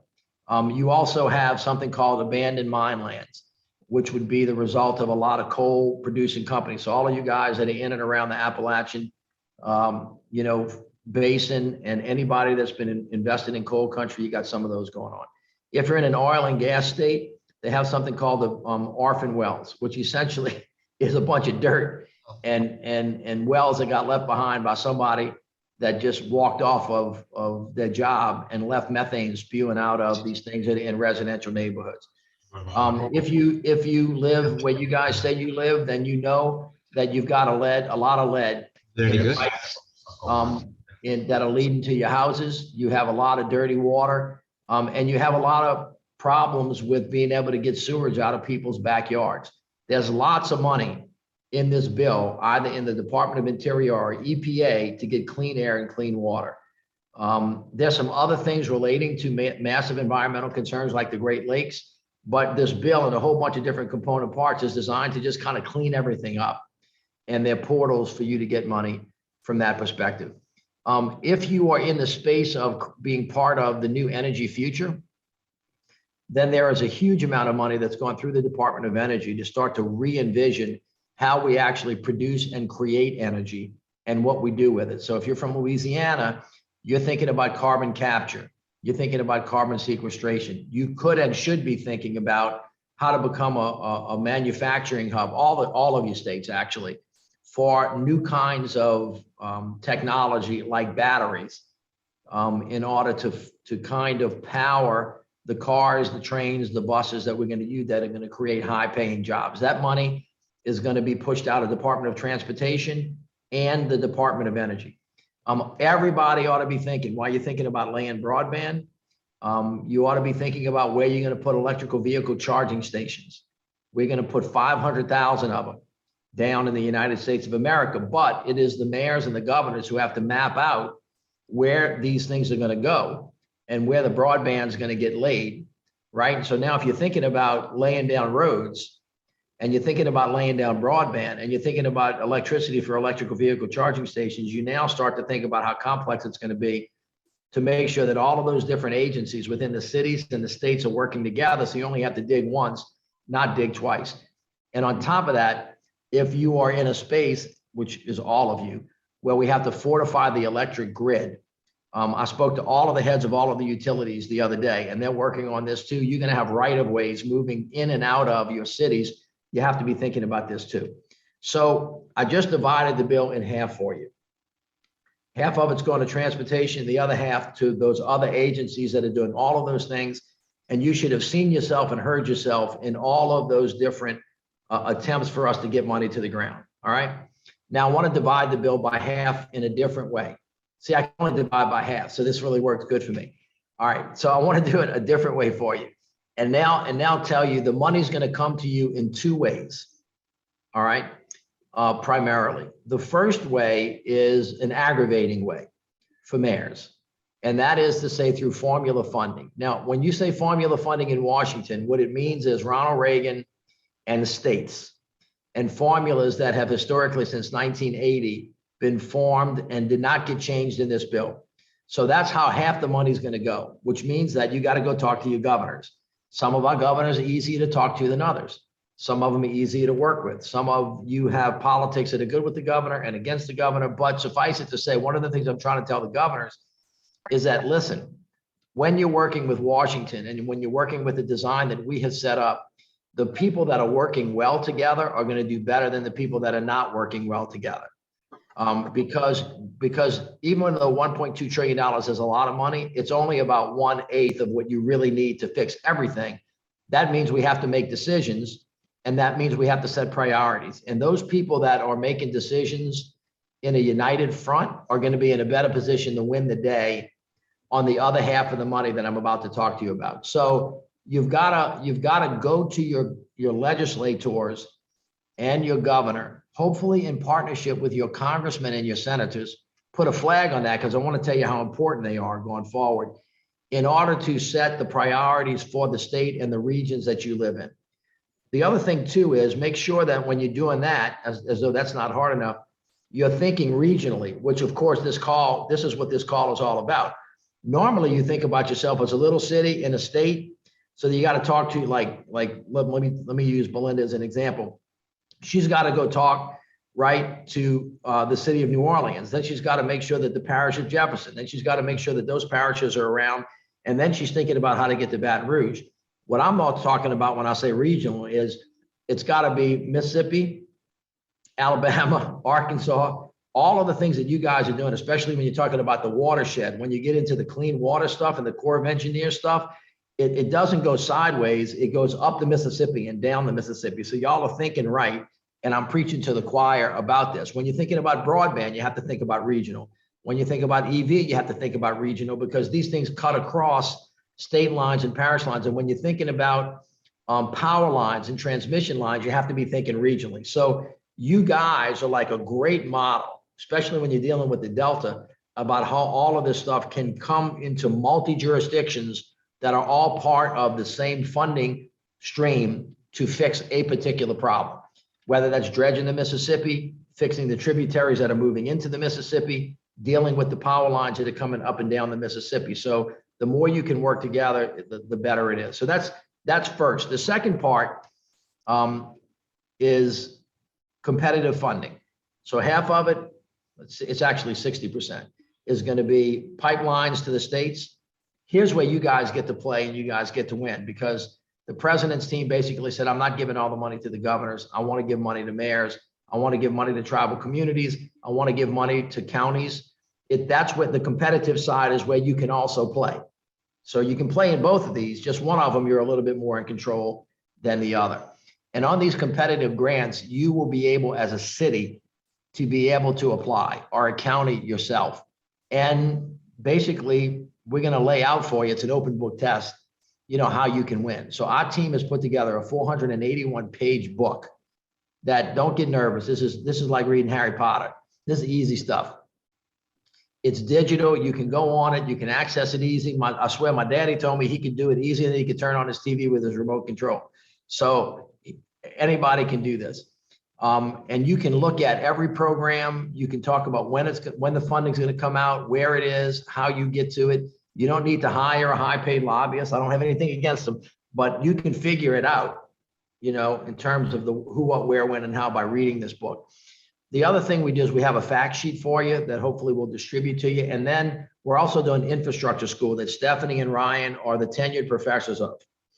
And they're doing it every Thursday. It's a 12-week class. It's divided up by subject matter. So you can take your chief operating officers or your managers, and y'all can get into this in a real way that can give you some idea about how and what to do. So that's kind of the overall what's in the bill. I'll talk to you now about two ways that you can get the money. Now I'd like to tell you just very briefly how we're organized. The president said to me, you know, herd all the cats, get the money to the ground, tell everybody that we did it. That's my job. All right, build a team, get the money to the ground, tell the story. Those are the only three things that we're doing. But it's a little complicated. So when you talk about herding all the cats, I remember being a mayor, just, you know, this is why I look like I look, pulling my hair out of my head. Eric understands it, trying to come up to Washington, find out where the hell to go and who to talk to, and getting run around this town, you know, like it's a problem. So what we want to do is make sure that all the cabinet secretaries are at the table. I've had 10 meetings with them. So we're organizing ourselves, trying to get like really integrated up here on the top. But I got this little thing. These are the biggest words I'll use today: horizontal and vertical integration. All right, so we're up here like this. Now I want the states like this too.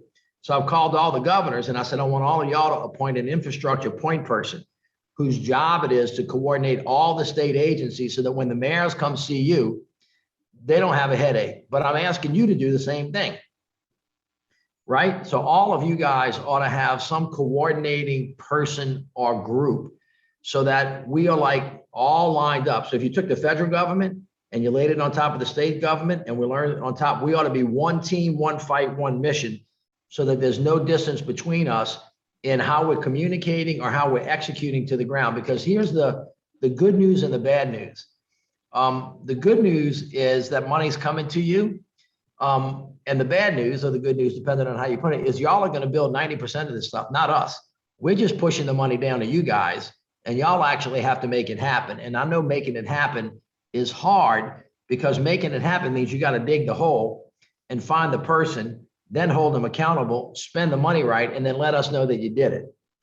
And all of you know how hard that is. So, you know, I commend it to you. I think there are going to be some challenges here. We're working really, really hard to get the money down. We've We've pushed out $110 billion in the last 110 days down to the states. The competitive programs are starting to get rolled out. Congress just today, I mean, as we speak, is passing the omnibus budget bill, which actually funds the competitive program. So before today, there was no way for us to push what they call NOFAs, notices of funding opportunities, acronym NOFA, N-O-F-A and N-O-F-O, out to you guys to actually respond to. So you should see those coming out as we speak. So I say all of this to you to end with this. Do not wait on us.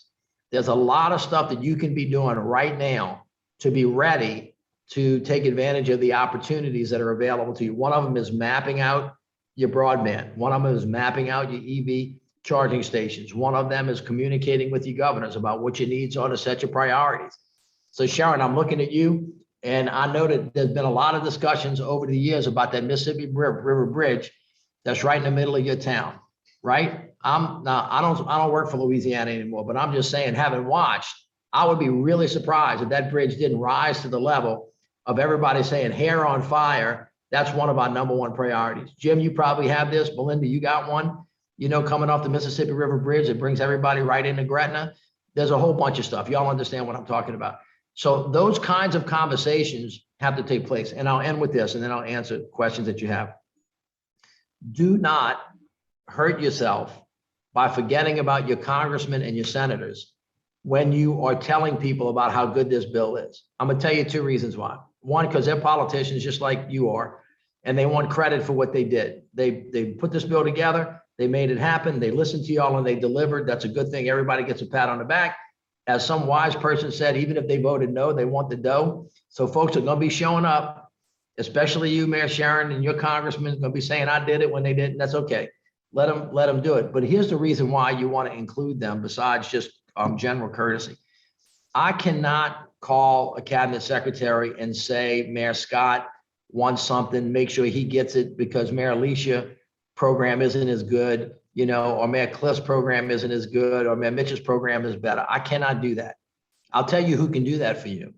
That's your congressman and your senator. They're your workhorses on this thing. So again, I can't stress enough, even if you're a blue mayor in a red state or a red mayor in a blue state, you want to hang out with everybody and have a nice little, you know, communion, you know, where everybody can try to get on the same page with the limited amount of projects that are going to get done. And those organizations that do that, I think are going to fare better than others. So thanks for letting me go through that. I know that was a lot. That's actually just a 50,000 foot view. It gets a lot more complicated than this, but at the end of the day, if we stay on the same team and we stay focused and we're communicating, we're coordinating, we're collaborating, the chances of us doing better are much greater. And so I look forward to working with all of you. We'll be available to give you guidance, to give you access, to give you what it is that you need so that we can help you rebuild your communities, especially along the Mississippi River, which, as you know, is the lifeblood of this country.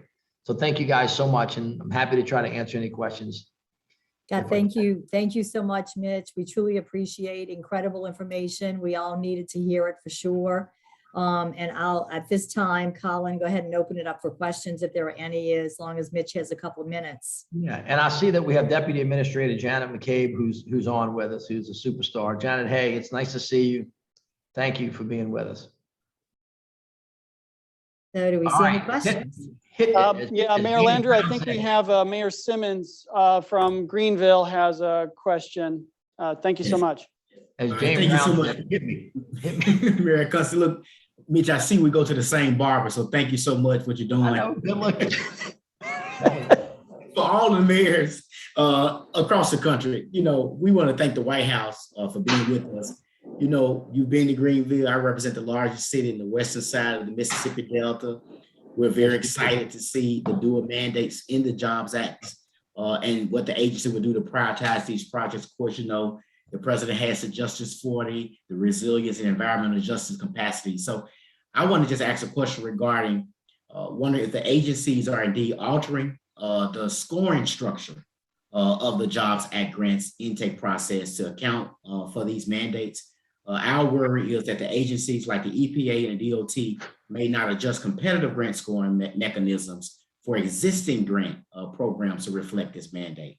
Is the White House working closely with those agencies to ensure that these changes are made? And if so, what can we do as mayors to help you there at the White House, to help the president, to help our Congress and our senators, to help everyone make sure equity and inclusion is at the key of what we're doing with these projects? Well, Mayor, that's a great question. I'm going to answer this, and after this one, I'm going to jump off and let Ryan and Stephanie and other folks take it. One, to be clear about this, I don't have my. Hold on a second. Let me show you how sophisticated I am in my background. Y'all see that? Y'all see this sign right here that says "Build a Better America"? Yes. Y'all can see that. Can y'all look at that? It says "Build a Better America." Y'all see how I did? That's pretty impressive. Didn't you think my kids would be impressed with me that I was able to do that? That's there for a reason. And that slogan really evinces the president's vision for our country that he's unabashed about. So let me talk to you for a second about what Build a Better America means. The build part is self-explanatory. We're investing all of this money to rebuild the country so that we can compete in the 21st century, right? But y'all will recognize this, for y'all who heard me when I was mayor of the city of New Orleans and we were rebuilding the city after getting destroyed by Katrina. I was like, let's not put it back like it was. Let's build it the way it should have been had we gotten it right the first time, which essentially means we could do it better. And so what does better mean? Because better is going to influence how we spend money. Now, we respect that Congress has an opinion and Congress passed the bill, but the executive branch of government and this particular president has an opinion too. And this is what his opinion is. That as a matter of economic growth and as a matter of justice, there are 4 lenses that we're asking the departments to think about when they say yes to people that are applying for money. So when you come, this is the open book part of the test, y'all. Is better for this president means, number one, using products that are made in America. I won't give you the whole chapter and verse, but essentially he wants to use the financial might to make sure that we change our industrial policy so that we are making things in America and that we have folks in America making things with products that are made in America. And when you do that, you push a huge amount of money into small businesses, minority-owned businesses, so that we're creating generational wealth, creating, good jobs. So that's first, and there's a lot more there, but that's the first thing of what building a better America is. The second thing about building a better America is to say, hey, we got a problem with climate. So everything that we do, that we build back, we have got to make sure that we keep in mind that we have to build back with resilience and sustainability. Now, if you live along the Mississippi, you understand this better than anybody in the country. You better make sure that you build the levees back strong so when the big bad hurricane comes, it doesn't blow them open and destroy everything that you have, or that it doesn't muck up the Mississippi River so much that nothing can move up and down and then move goods to and from all of the communities that we live off of. And so climate is critically important. Part of that is also building back better means building sustainable ways of producing new energy. And we're having that discussion as we speak. So that's the second thing that he means when he says build back. The third thing that he means is, and there is, he is most unabashed about this. He believes that the middle class built America, and he thinks unions built the middle class. So he wants to make sure that we have good union jobs, and where there's not possible, make sure that the wages that we're paying to working men and women who built this country from the bottom up and the middle out are substantial and sustainable so that they can build generational wealth. And then the fourth piece, and I saved this one for last, Eric, was he believes that diversity is our country's greatest strength and that too many people have been left behind, and that the lens on all of this funding should be viewed through a lens of equity and make sure that people of color, people that have been left out, are included not only in receiving the benefits of the bill, but also being part of the business development and creating generational wealth in that. And so on the competitive programs, they will have that kind of lens. And so those people that have all of those component parts in their asks are likely to get more of a yes and a quicker yes, although it's not completely absolute. There are places in this country, for example, that are not particularly diverse. There are places in this country that don't have old roads to fix, but are just building new roads. If you're in South Dakota, you different than if you in Greenville, Mississippi. So there'll be some flexibility, but we are unabashed in the president's vision for what a better America looks like. And that is baked into the way that we're thinking about working with small communities. On top of that, we're also very clear, and we're trying to figure this out. We need your help to do it, that smaller communities don't have as much capacity and or technical assistance to apply for this money. And we're trying to figure out how to make it easier and better for, like, say, Greenville, right, or Tallulah, right, or Dogpatch, Kentucky, or all of you know, because you're part of these communities, having the ability to actually know the money's coming available, how to get to it, and how really to compete with more sophisticated places, like a city of New Orleans, or, like a Nashville, Tennessee, with the smaller counties as well. And I would just add one thing, Mayor, which is just that as part of the President's Justice 40 initiative, which is obviously that 40% of the benefit of the clean energy and environment and climate investments go to traditionally underserved and disadvantaged communities. The CEQ, which is an agency inside the White House that does environmental quality, has launched a screening tool that basically allows for the agencies to look at a map and determine which communities should be able to get the benefits of those investments. And it's open for public comment right now. And so between now and the end of April, it's really important that you and your communities go in, look at it, make sure that the map accurately reflects the communities and census tracts in your town, community, county, parish, so that when these agencies are doing this scoring, that's the tool that they're going to use. And so it's really important that it looks right to you.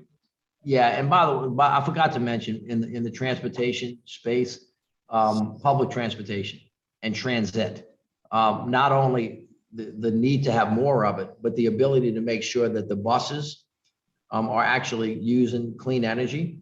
So folks are not sucking dirt when they walk behind the bus. Also, 400,000 new school buses for all the kids are going to have public financing to actually fix that particular problem too. And then finally, just the work that Michael Regan's doing at EPA in communities of color, particularly along the corridor. I just use this as an example between New Orleans and Baton Rouge, which is a really challenged community by communities of color living next to industry. That's of course happening all over America. And of course, if you live in the Delta or the South or anywhere along the Mississippi River corridor, you understand this really, really well. There's the ships, they berth, and then all of a sudden the communities that live immediately adjacent to it that are sucking all the the bad air that's coming out of all the plants that are along there. There's a whole initiative to make sure that that gets a lot better, a lot faster. Thank you, my friend. Thank you, Merrick. I think I can take one more before I have to jump off, but I got to go catch a plane, so I don't want to get left. Anybody else got one more for me before I leave Ryan and the rest of the team on? All right, you guys, I'm going to jump. God bless you. It's great to see you. God, thank you so much, Mitch. We All right, appreciate thanks, it. Melinda. Thank you.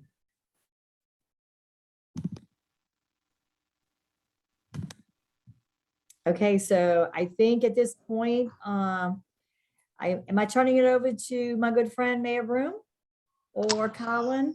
Who am I turning this back over to? Over to me, Mayor, and thank you so much for Mayor Landrieu's team.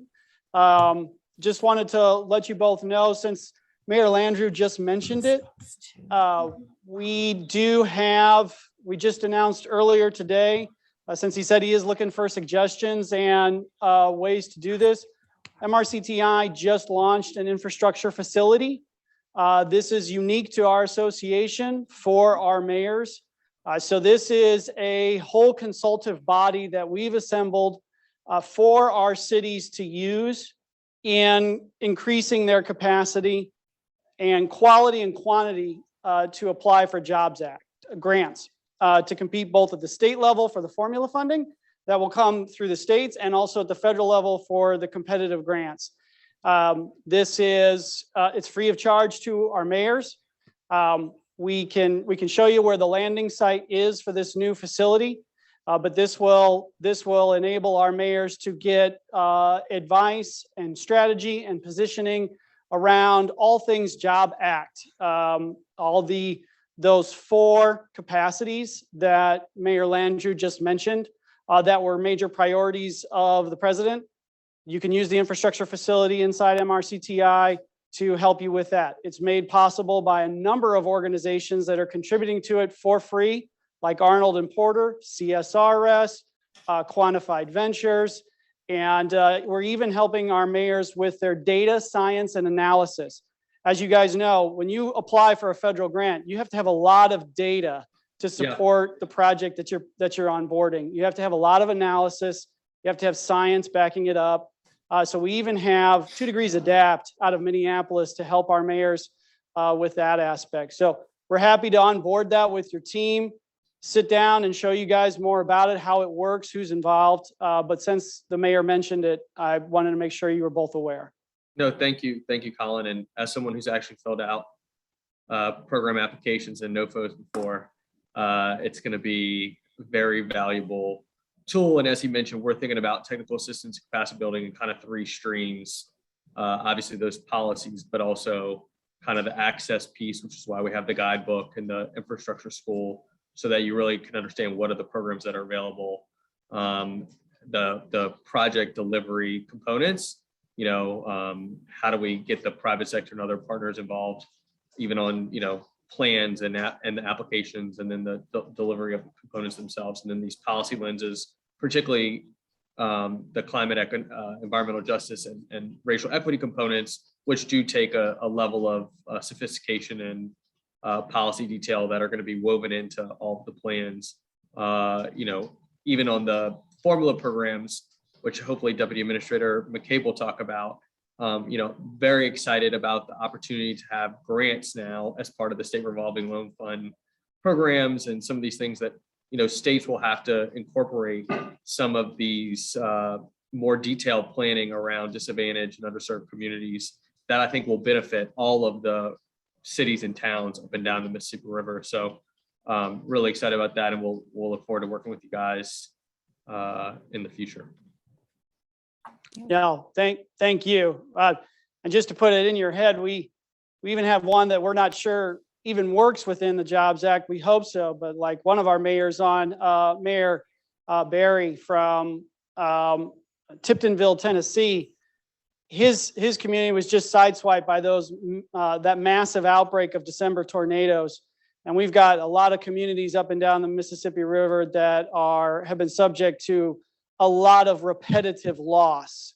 The climate vulnerability is a box that we can check with a bullet for applying. So our communities can show a lot of repetitive exposure and loss over the last, well, you name it, 5-10 years. So we're hoping that that can add to the ability to interface with these grants. And I think as Mayor Landrieu mentioned, one of the lenses that all of these programs will be judged by is resilient, sustainability, resilience, climate. A big part of that is obviously resilience to withstand the natural disasters that continue to plague, particularly these 10 states, right? And so, and along the Gulf Coast. So I think it's really important. Obviously, the BRIC program, which is a program that's been very popular over the time and is always oversubscribed, had a big plus up as part of this bill. So there are like some very specific programs. I think the other thing that obviously feels like its own black box sometimes, as someone who's dealt with them historically, is the Army Corps of Engineers, which benefits probably all of our communities here on this call. But we released a spend plan 30 days ago, 45 days ago, on $15 billion of projects, 500 projects across all 50 states, but particularly major projects up and down the Mississippi River corridor. Traditionally those have been focused on levees and locks and dams, but a big part of the Corps funding is now for ecosystem restoration and resilience building. That hasn't historically been a focus of those programs. There's going to be another tranche of funding that comes from the Corps in the coming months. And so I think it's really important that you work with your members of Congress to make sure, to the extent that the projects that are envisioned along the river do help with flood mitigation and control or resilience building in your community, that those are incorporated into the Army Corps spend plan, because it's this, there's kind of probably one or two more tranches of large funding from the Corps out of the infrastructure bill. It's one of the few programs in the infrastructure bill that's front loaded in these early years. So I think be sure to take advantage there. There are also some interesting programs that hopefully Administrator McCabe will be able to talk about, up in the northern part of this region. Obviously, we talk about the Great Lakes program, which is $1 billion and is significantly improved and deals a lot with obviously environmental remediation. But there's also a Gulf of Mexico hypoxia program that's been very itty bitty, that's now kind of tenfold what it was historically, and is probably another opportunity for some innovative projects for ecosystem restoration in these areas. So we'll keep an open line. One of the great things about bill.gov and the spreadsheet, one, it's obviously divided by chapter, but two, the spreadsheet is searchable. So hopefully, even if you want to search the term resilience, that'll be the thing that comes up the most when you want to look for programs that are potentially funding for repetitive loss. And so I would highly recommend it. It'll come up a lot. So. Thank you so much, Ryan. Stephanie, thank you very much. Speaking of Administrator McCabe, her time with us is limited, so we are going to need to turn to her immediately. But thank you so much, Ryan and Stephanie. Look forward to working with you and Mayor Landrieu. This has been extremely valuable. So we will definitely be in touch, and this has been great to help our mayors. Makes a big difference. So thank you. We need to go into Deputy Administrator McCabe's intervention with us as soon as possible. So I'm going to hand this over to Jenny Wendt of MRCTI. She's our Plastic Pollution Reduction Campaign Manager. And Jenny, and as well as Mayor Thomas of Rosedale, Mississippi, to introduce our speaker from EPA. So Jenny, please. Hello, Colin. Hello, everyone. Thank you all for being here. As Colin said, I'm Jennifer Wendt. I'm the Plastic Pollution Reduction Campaign Manager along the Mississippi River. I have a presentation. I'm not sure if I have time to do it. It's pretty quick, but I know Deputy Administrator McCabe, you have a short time frame. So I will go ahead and just turn it over to you for now, and then we can come back to that if we have time. Go ahead. Happy to have you here. Okay, well, thank you so much. It's really wonderful to be here with you. Thank you, Jenny, and great to be here with Barbara Henry from the United Nations Environment Program. It's also always an honor to follow Mayor Landrieu. I think it's probably always a good thing when you come into an audience like this to be a former mayor, which I am not, but I recognize that. And but I have worked with mayors a lot, and if you heard me before, you probably heard me say how much I love working with mayors, because you are the practical people that have to get things done in your communities every day. And it really doesn't matter what political party you're from. The streets have to be fixed and the flood has to be dealt with, and you are the people that do it. So I'm pleased to be back with you since we signed our agreement. And much water has flown down the Mississippi River in that short period of time, as it always does. An amazing national treasure, asset, and something that brings you all together on a daily basis to protect the communities that you live in and that you represent. It's so important for us to have these connections with you, because we will never, ever know your communities as well as you do. And we're not on the ground innovating and dealing with problems in the moment. So many good ideas about how do we address environmental challenges like plastic pollution and nutrients and climate change resilience, and near and longer term environmental challenges, public health challenges, are things that we're getting ideas from mayors and local governments all the time.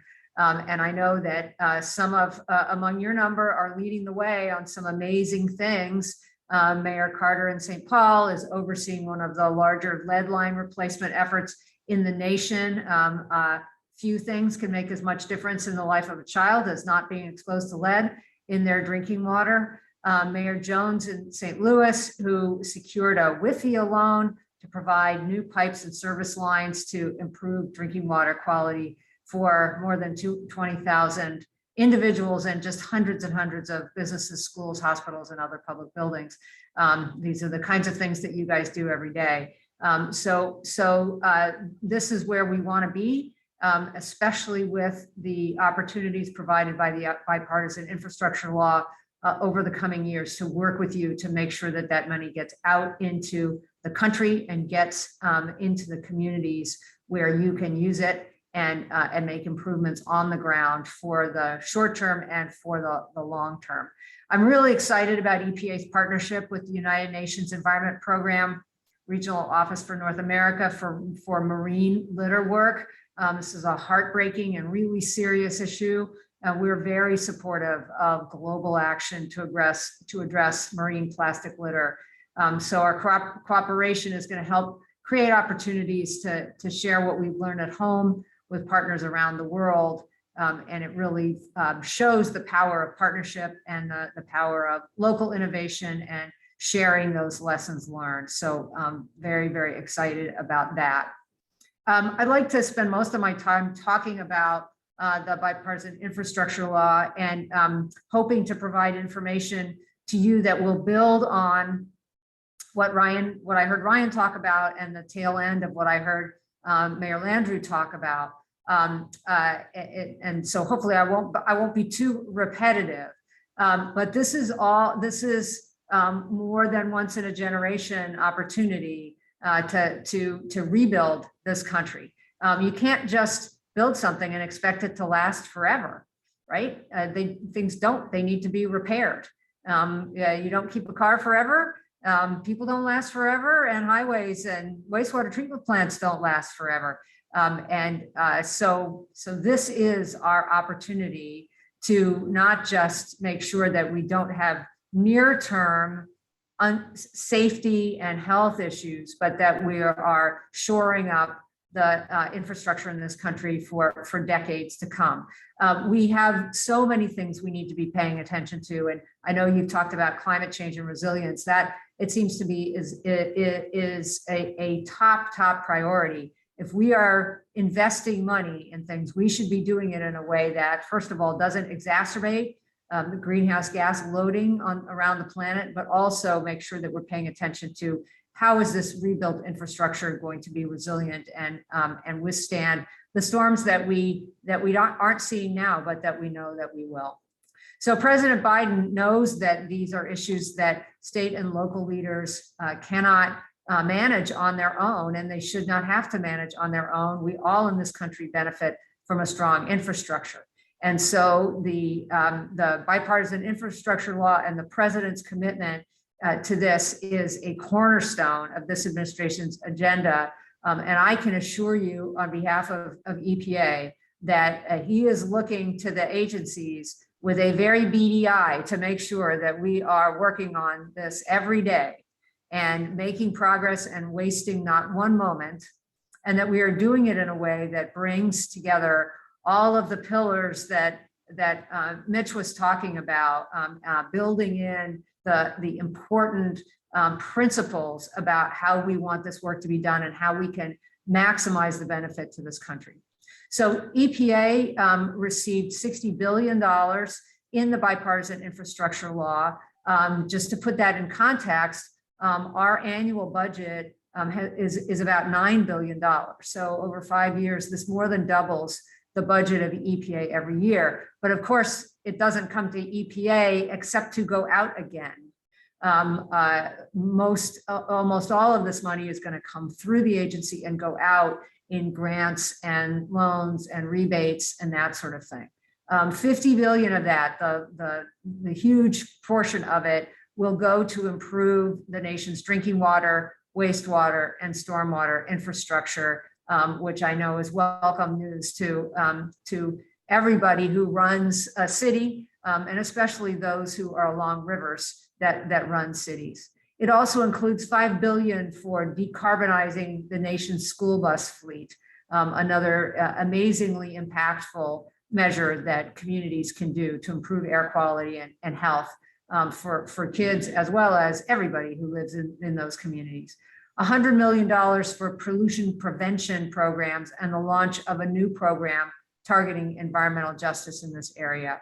Nearly $5.5 billion to help clean up legacy pollution at Superfund and brownfield sites, which has the additional advantages of creating local jobs and helping to restore the economic vitality of communities. I think this program is just wonderful because we have so many sites around the country. I'm sure you know the ones you have in your communities that are ready to go, but for the money. Now we have the money.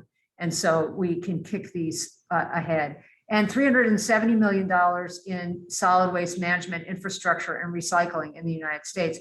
And I didn't even mention a couple of the ones that were previously mentioned, which is $1 billion for the Great Lakes and other smaller programs around the country. On water, I don't know if you saw that yesterday the agency put out its implementation memorandum to states for how the state revolving fund money, drinking water and wastewater, how the states should be thinking about putting their plans together. Now, you know, this is formula funding and it's going to be up to the states to make choices about where that money goes.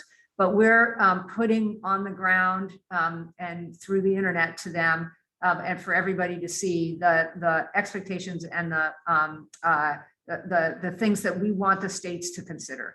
So we definitely need to work together on this so that when it comes time to be handing out the money, it is going to the communities that need it the most, the communities that have not had it in the past, the communities that have found it too difficult to apply. This goes back to what Ryan was saying. And it also, I want to just compliment you and commend you for putting together the technical assistance activities that it sounds like are being made available for your communities. So if you haven't seen that, please take a look at that. And it talks about the flexibilities that we can provide under our loan programs. For example, loan forgiveness in certain circumstances when communities meet certain criteria, especially disadvantaged communities. And so we want to make sure that this money is directed as much as possible to those areas that need it the most.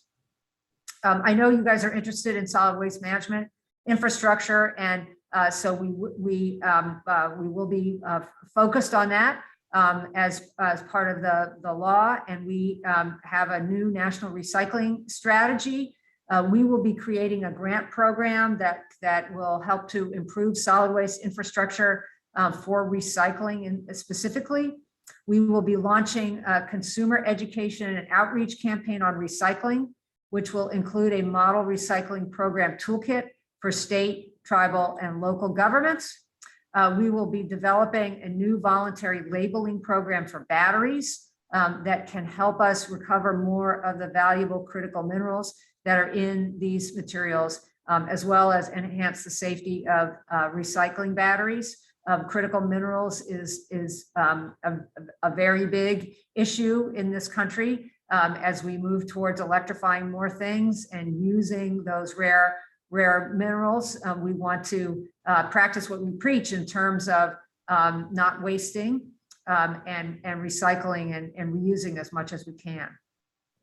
We're going to be increasing federal coordination around the requirements for federal purchasing of products containing recycled content, as well as the development of best practices for the collection of batteries to be recycled. And we will be wanting to share any and all programs and best practices with local governments so that nobody has to reinvent any wheels. Our hope is that communities across the country that are burdened by inefficient and ineffective waste management systems will have access to historic investments to help transform your recycling and solid waste management, and in the process create good paying local jobs. One of the parts of the recycling strategy that I'm really excited about is Part one, which is part one about building a circular economy. This came out last year. We all need to come together to change the way we think about the way we use materials in this world, to reduce the pressure on the system, to address climate change, reduce the environmental impacts of all the aspects of creating and using and disposing of materials, from material extraction to manufacture to disposal. And that does take a change in the way we think about things. It focuses on municipal solid waste recycling as an important part of achieving a circular economy. And so we'd like to work with you as we flesh out our vision for how we can do that. And the strategy is a part of that. We're going to be focusing on additional sort of sub-strategies and key actions around some key areas like cement, aluminum, steel, plastics, and food materials. Food waste, another really compelling set of issues that provide a lot of opportunity for us to address many issues with one set of actions. So stay tuned for drafts of a couple things coming up: a plastic strategy and a food and organic strategy. We will be having opportunities for stakeholders to engage. That means you. And that'll also be around critical minerals and electronics. So these are really important things, and we need the practical input from you and the people who work for you to give us input on that. The mayor and Ryan talked a lot about making sure that communities have support in order to access funding under the bipartisan infrastructure law. And we absolutely appreciate that. I too have been on the outside trying to put together an application for EPA grant funding. And it is not for the faint of heart, that's for sure. Some mayors are already very experienced at this. Some may have never, ever done it before. We want to make sure that no matter what your experience level, that we know that your communities require support, and we need to find ways to help you get access to it. So on the water side, Radhika Fox, who heads up our water office, and her staff working very quickly to develop technical assistance resources. There's already a good network of providers out there who can do outreach, provide technical support on proposal writing, and we will be enhancing those opportunities to make sure that you can have access to them. I think, for me, I think that you have an advantage in the way you've come together as a region. I think you've already seen the strength that exists in being part of a regional consortium in terms of the resources you can provide to one another, sharing resources, sharing experiences, perhaps putting proposals together to be efficient and provide great impact. I also hope you realize and agree that our EPA regional offices are great resources for you on a whole host of issues, including things like solid waste management and expertise on recycling, circular economy, and many other issues. We know that there is no one size that fits all, and that there just are a lot of opportunities here, and urban and rural settings have different needs, and the programs need to be different. So we get that, and we will be approaching these issues from that perspective. We're also engaging, just staying on the circular economy for a minute, we're engaging with folks in the private sector, industry, retail sectors, and academia, who has a lot to contribute to encourage the development of innovative solutions for packaging, product design, substitutes for safer products, product labeling, all those sorts of things. I want to finish up by focusing on environmental justice. I think you've heard a lot about that already. I can't emphasize enough how much environmental justice and equity is animating everything we do here at EPA, both with respect to implementation of the bipartisan infrastructure law, but everything else we do. This president, this administrator has made absolutely crystal clear that now is the time for us to make meaningful progress on historic inequities. It is unacceptable. The communities, the burden that some communities have faced in this country on their health, on their quality of life, on their economic vitality, and change is going to start with this administration. So I know you focus on that too, and the communities along the Mississippi River have some of the most vulnerable communities, especially in terms of vulnerability to climate change related disasters.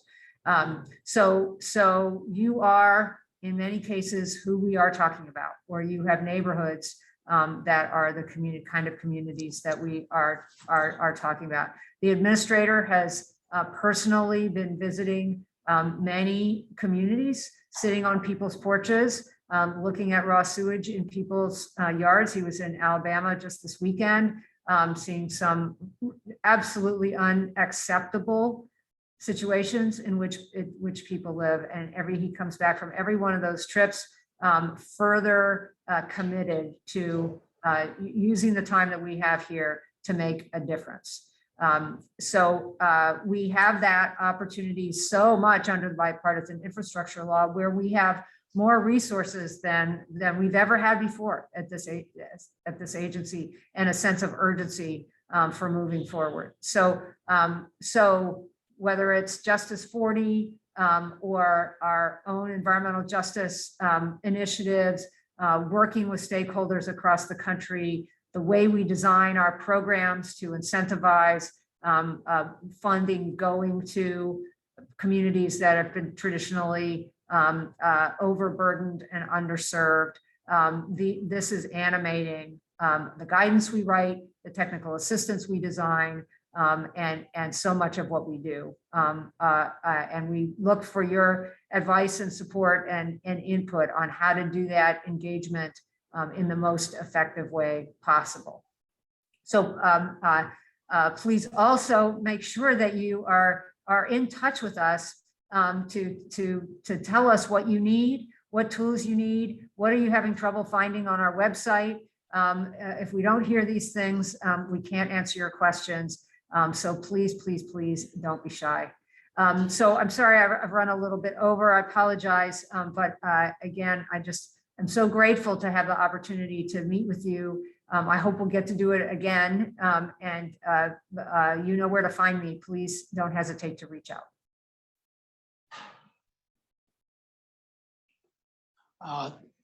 Thank you so much, Administrator McCabe, and thank you for joining us once again. I do believe that one of our mayors who's actually presiding over this session with you and Jenny is Mayor of Rosedale, Mississippi. That's Mayor Alicia Thomas. She may have a question and or more intervention with you. Mayor Thomas? Hello, everybody. Good afternoon. I'm so glad to meet everybody. I'm new to the stage, so I'm excited to be here.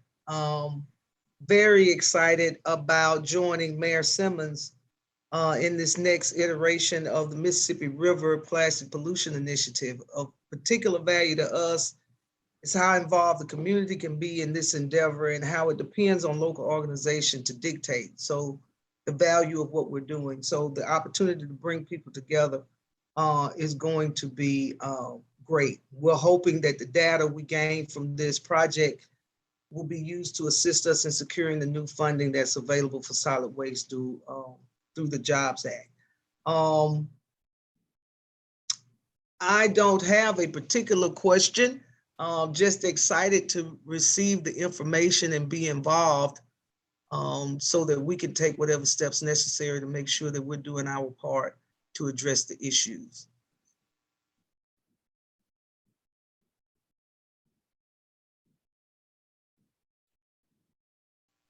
Thank you, Mayor Thomas. Deputy McCabe, do you have time for a few questions? Yeah, a couple of questions, yeah. If there are any out there. I'm running late, but this is sure. too good an opportunity to pass up if there are a couple of questions, sure. Okay, I'm not sure if there are any. Does anyone have any questions?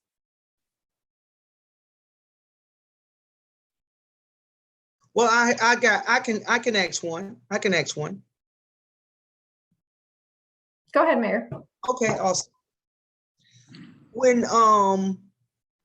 Mayor Landrieu was speaking, we asked him a question. I was just wondering maybe what your input would be on it, and that was how agencies were increasing their technical assistant capacities when it comes to grant applications and need-based assistance. Are there any efforts that's being made to make sure that we're being as inclusive as we can?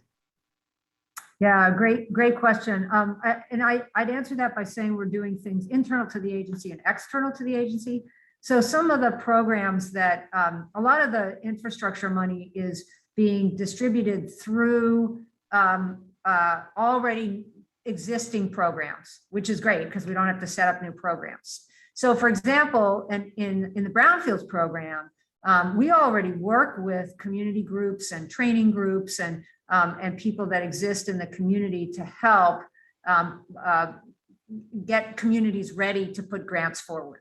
So we can use infrastructure funding to beef up those contracts and make sure that there are those local entities available to help. Same thing with the state revolving fund program. And we want to make sure that we're focusing those additional technical resources towards communities that aren't already smart about how to do it.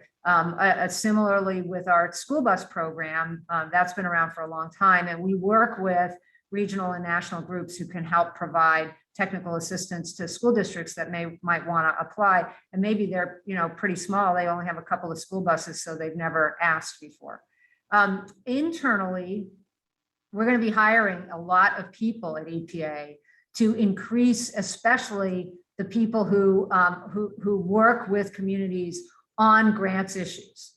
So we can't write grants for you, but we can make sure that we have trained people who can answer questions and provide direction and advice, direct you to sources that maybe can help you, help you with specifically with filling out applications. So we're tending to those resources inside as well. Thank you so much.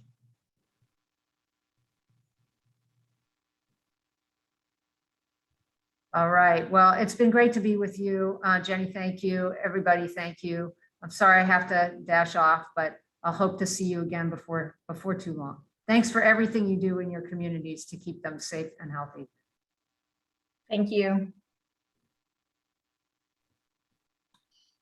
All right, I am going to turn it over to Barbara Hendry, the Director of the United Nations Environment Program North America, to talk a little bit about a broader and larger international effort on waste reduction. I'll take, go ahead, Barb.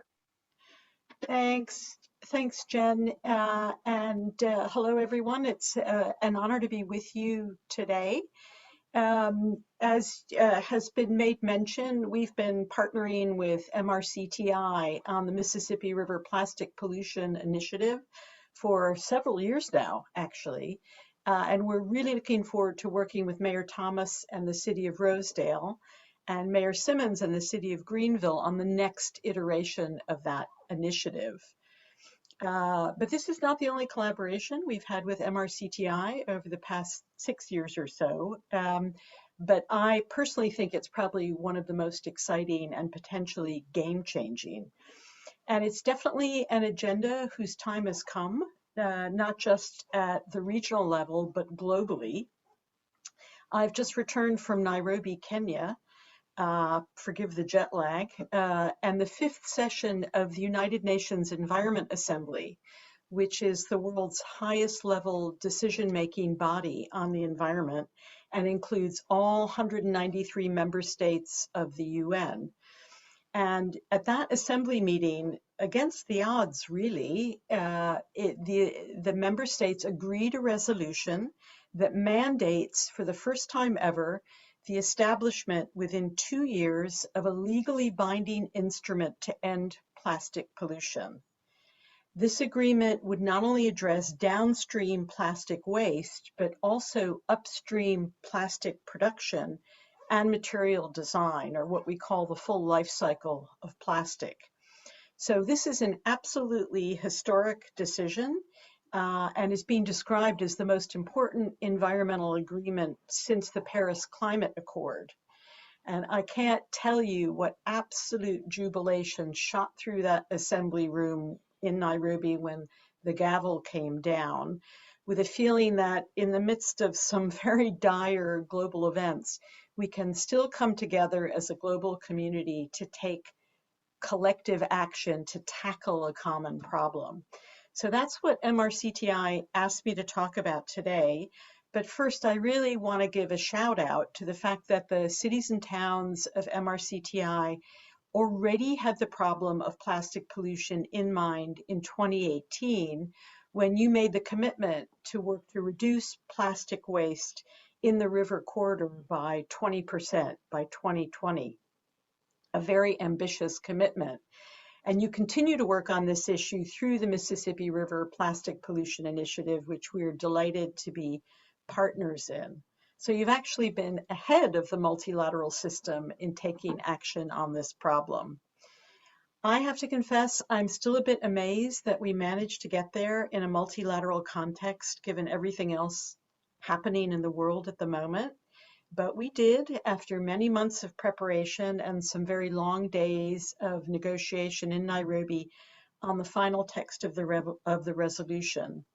And you can actually read the full text of this resolution yourselves. I'm hoping my colleagues will be able to drop a link into the chat room so that you can see the really impressive level of ambition that we achieved. It was not certain we would get there, but there are a number of factors that really helped, which I think are worth noting. First, there were really important industry actors and major companies that made it clear that they're really tired of the hugely fragmented regulatory environment we have and many different jurisdictions and regulations that affect their global supply chains. So they want an overarching comprehensive framework that levels the playing field for them and can help incentivize the necessary systemic change in their operations. So they actually came together to call for a global framework in advance of the meeting in Kenya. And you can actually access this call as well, and we'll hopefully drop a link in the chat room to what they say.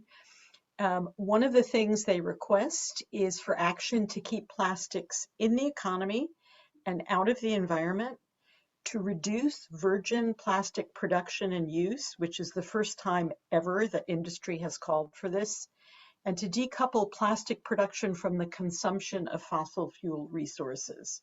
So this is astounding and exactly the high level of ambition that we in UNEP, at UNEP had hoped for. The second factor that's been really important, and I'm sorry Assistant Administrator McCabe isn't here to hear this, but she will know it for sure, is that the United States government came to the global negotiating table in force and really pressed for that high level of ambition, covering not just downstream waste, but also upstream production or the full life cycle of plastic. That was absolutely pivotal. Without US leadership, environmental multilateralism does progress, but it moves much more slowly and painfully. When you have the US at the table with US leadership, we can get a growth spurt like we just did. And the third factor is that developing countries in the global south, who maybe suffer the most from the mountains of plastic waste destroying their ecosystems and the livelihoods of the majority of their people, they were really united in wanting this treaty. And China didn't object. China stayed quiet. So when all of the stars align, it is possible to achieve great things at the level of global cooperation. And now that we have the mandate, to move forward, we're really at the starting block of the process. So the next step, and this is getting a little bit into the weeds of multilateralism, but bear with me. The next step is to establish what's called an International Negotiating Committee, or INC, that will hammer out the details of this treaty over the next 2 years, so that by 2024, the INC will need to present the draft of a legally binding instrument to the member states. And this will address the life cycle of plastics, the design of reusable and recyclable products and materials, and the need for enhanced international collaboration so that all countries have access to the technology, capacity building, and scientific and technical cooperation they're going to need to be able to implement this treaty. So this is a very tall order for an international negotiating committee in a very short time. The fastest multilateral environment agreement we have to date is the Minamata Convention on Mercury, which took 3 years to establish. So the pressure is really on. And I know my colleagues at UNEP headquarters in Nairobi are feeling it, because UNEP will be the primary agency supporting the process and acting as secretariat for the INC. One of the things that will happen, another element, finance is allowing, is that there will be forums convened open to all stakeholders, not just government, not just member states, but all stakeholders, including non-government, private sector, civil society organizations, as a way to exchange information and good practice. So there will definitely be opportunities for engagement from actors like MRCTI, who have themselves been engaged in the plastic pollution issue on the ground. I don't know exactly what this will look like or when it will happen, but I can commit the UNEP North America office to keep you informed about developments and to help identify opportunities as they emerge to feed your experiences into the global conversation. So that's more than enough for me now, and I just want to close by thanking you all for your commitment and your collective efforts to tackle this challenge. I really think the combination of local action in your cities and towns, regional work along the river corridor, leadership from the federal government, and now global action is going to get us there. Thank you very much. Thank you, Barb. That was amazing. It is definitely encouraging to hear some optimistic news. We'll open it up to questions. Does anyone have any questions for Barb?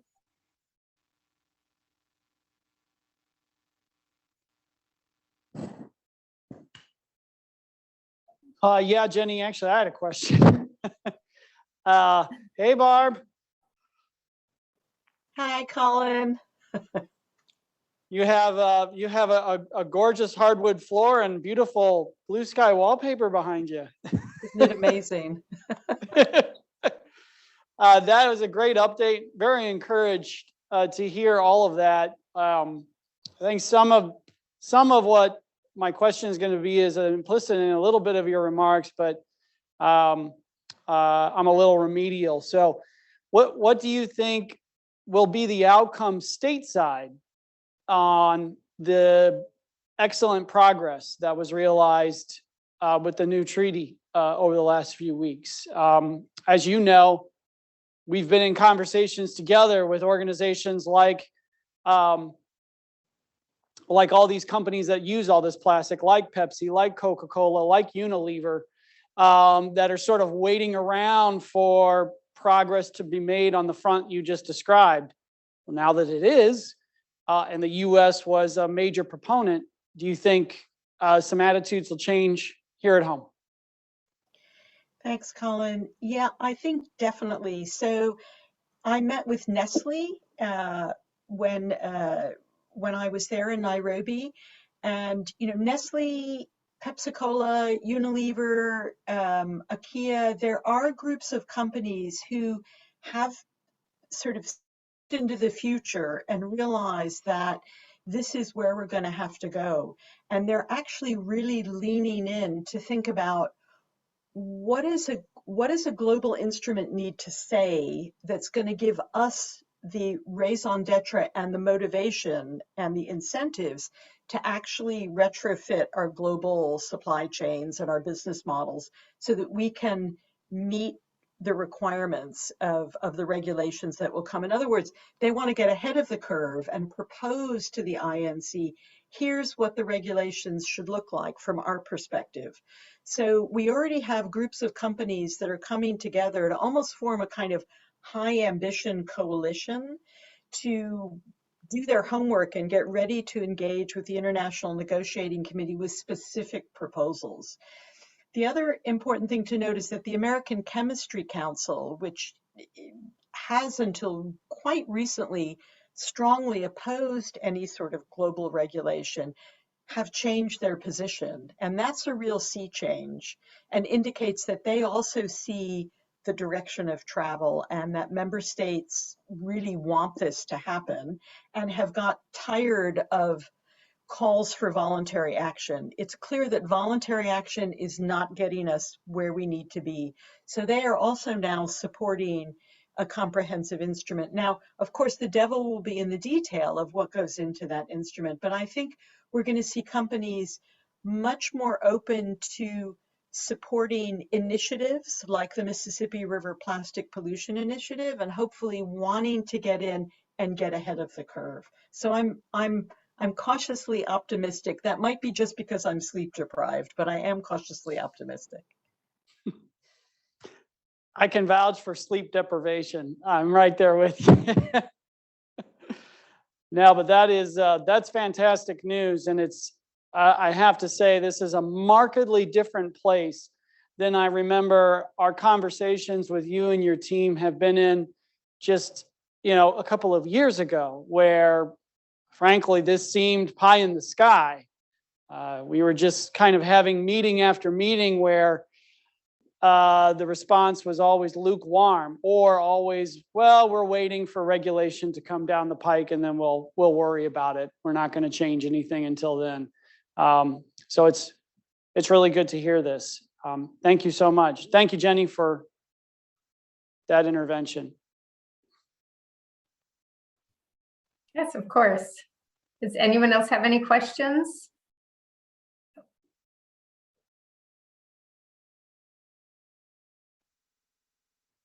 I'm going to say, I think, Barb, you are off the hook.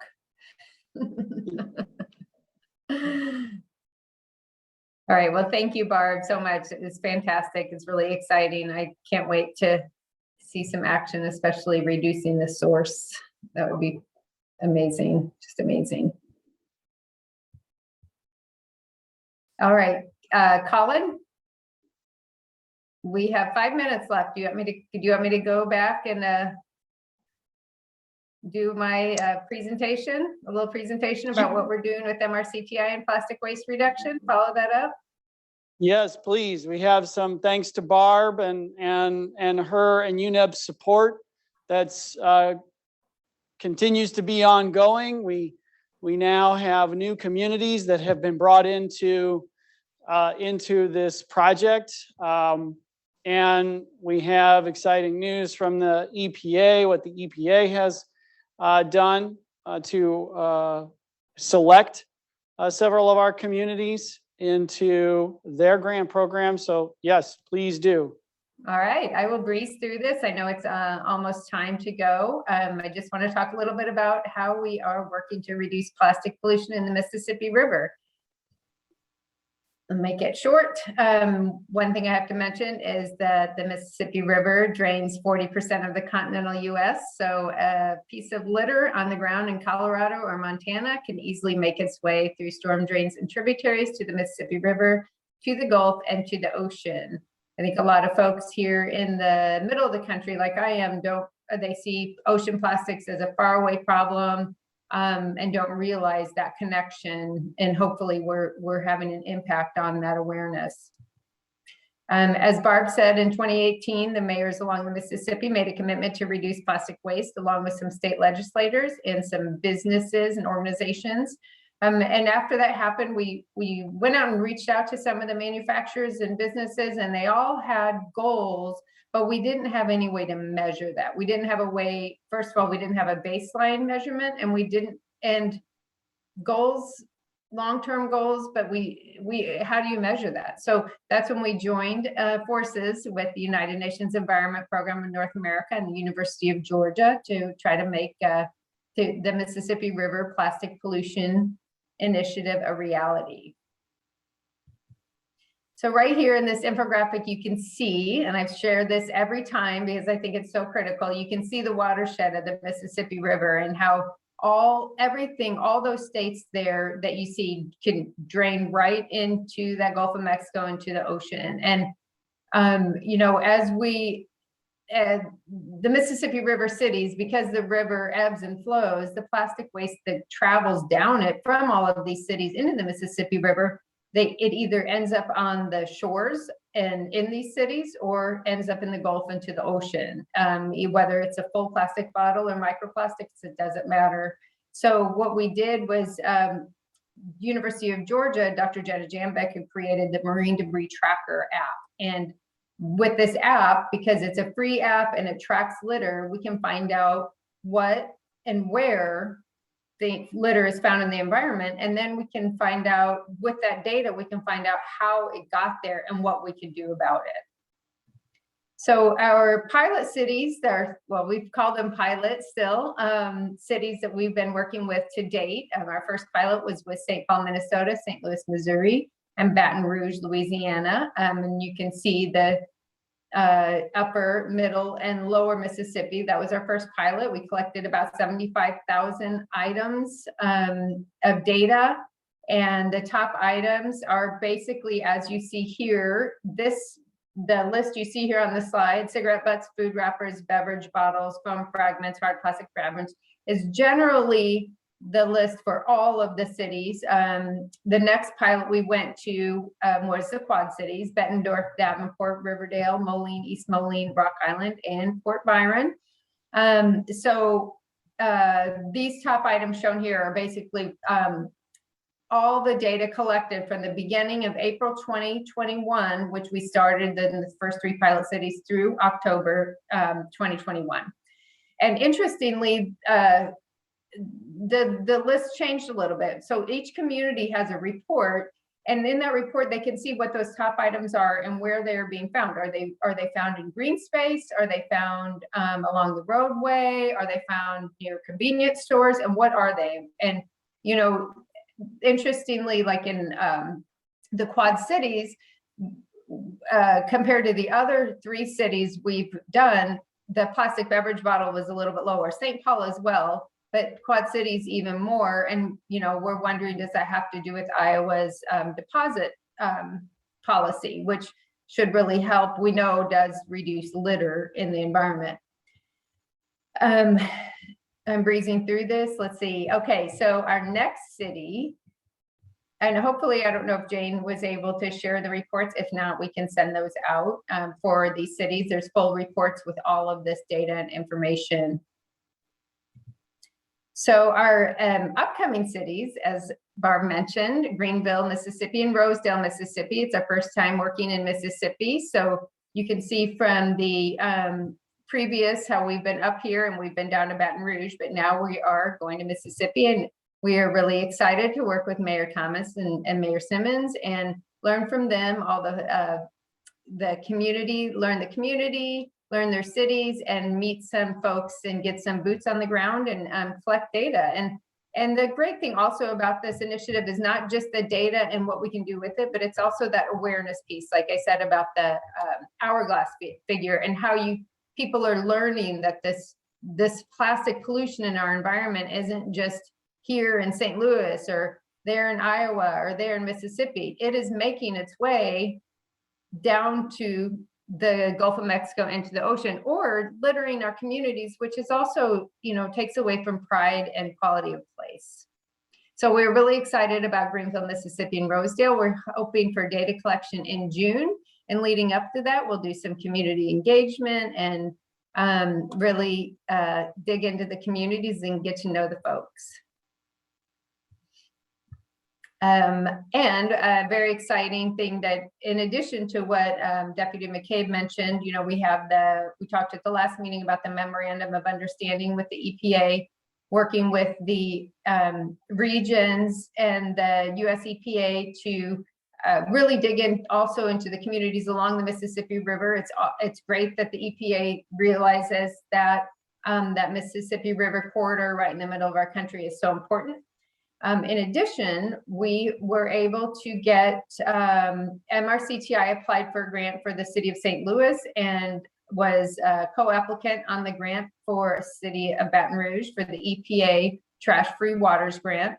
And we were selected for these grants. And so for each of these grants, they're slightly different, but each grant was worth $500,000. And it's really based on community empowerment. And so what we want to do is not just go into communities and say, put up signs that say, don't litter, and, you know, that kind of thing. What we want to do is go into communities and say, okay, what do you see as the problem and what do you see as the solution? And then within those grants, we have many grants and stipends for community members to really work with us and engage and feel empowered instead of just feeling like there's nothing they can do. So these many grants can go towards reducing or replacing styrofoam and unsustainable products with reusable and sustainable materials. It can go towards water filling stations, which we do have in each of the grants. It can go towards reusable bag programs. It can go towards anything that can help reduce and prevent litter. Reduce first, prevent second. And then each of these grants also has a capture initiative in there. In St. Louis, we are going to have inlet capture devices in some parking lots and to collect trash and data. The most important thing is collecting that data to find out who, what, where, how that plastic is making its way.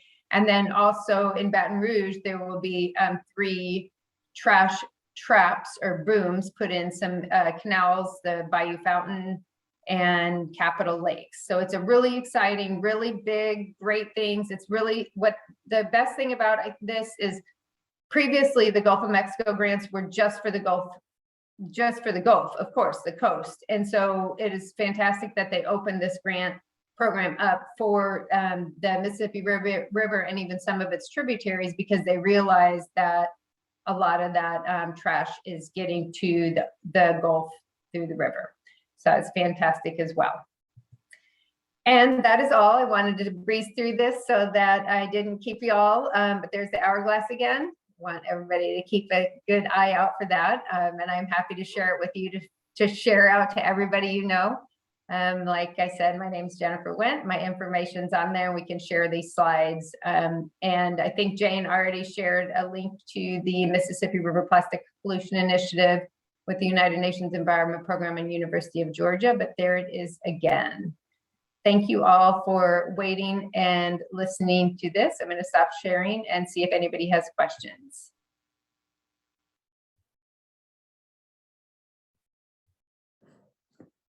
More than likely, everybody is done for the day because it's 4:05. That was.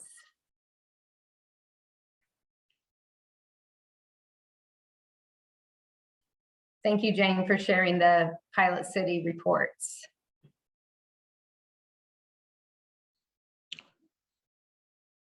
I know I don't have a question, but I have lots of gratitude for Barb and Jane and her team for having so much faith in our communities to keep this going and to continue to do another iteration of this project as we move up and down the river. It couldn't come at a better time. Our communities are going to be able to use this data to supplement their Jobs Act grants. Administrator McCabe just went through the $300+ million that's going to be available for solid waste activities out of the Jobs Act. And your project is going to need data. You're going to have to show, where is the solid waste in your community? What kind is it? Where is it collecting the most?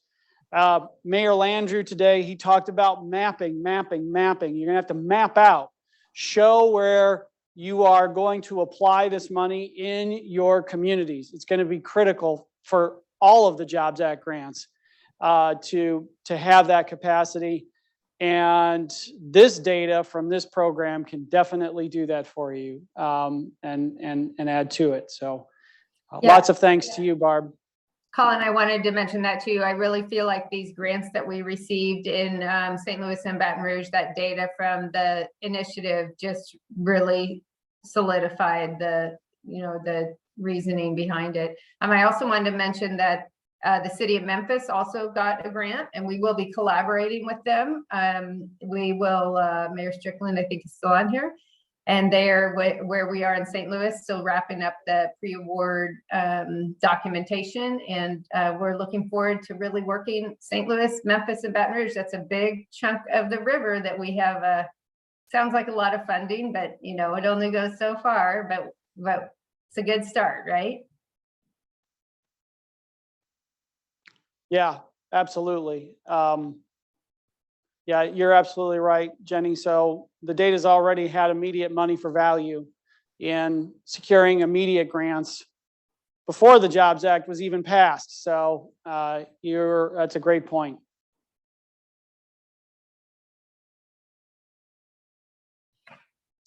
I think if we're good with the questions, we can hand it off to Mayor Simmons. If Mayor Simmons is still with us. Thank you again, Barb, and thank you so much, Jenny, for keeping all of this going. Without Jenny, staff side within MRCTI, it would just be Brant here and I picking up bottles in a truck. So thanks to Jenny, and Brant's kind of so on the drive-in. So thanks to Jenny,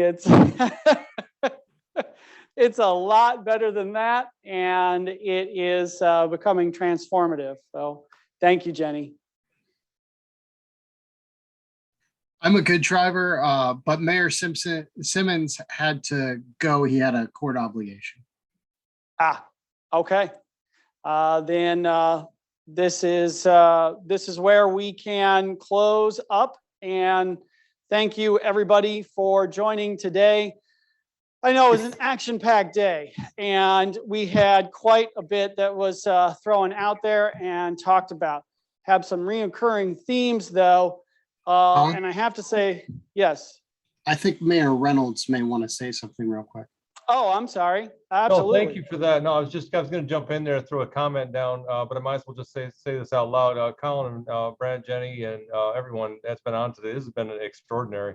Really just great guidance for somebody who's relatively new to this game, having a better understanding of how we need to focus our efforts on working towards gaining some of the funding through the bipartisan infrastructure bill. I mean, this is invaluable. It really is. And thanks so much for sharing all of this and all the links that I pounded out some emails quick to staff, like, get on this. We got to get to work. Everybody get to work. And I just, again, this is just truly invaluable to me and to our city. And I imagine that's the same for all the mayors up and down the Mississippi. So thank you so much for everything that you're doing. And I look forward to more great stuff tomorrow. Well, thank you, Mayor Reynolds. Couldn't have said it better myself. So glad it was of immediate value. And thank you for being our Wisconsin State Chair and shepherding so many of the conversations for this Capitol meeting. Your state's important, and it's been critical. So appreciate all your engagement on as with all of our mayors and certainly our co-chairs. They give up a lot of man hours to which would typically be spent for their city to be spent for all of our cities up and down the Mississippi River. Mayors run the show. Mayors carry the water. I got lots of water puns being in a river organization. Got them all day long, but it doesn't make it any less true, and it is totally appropriate.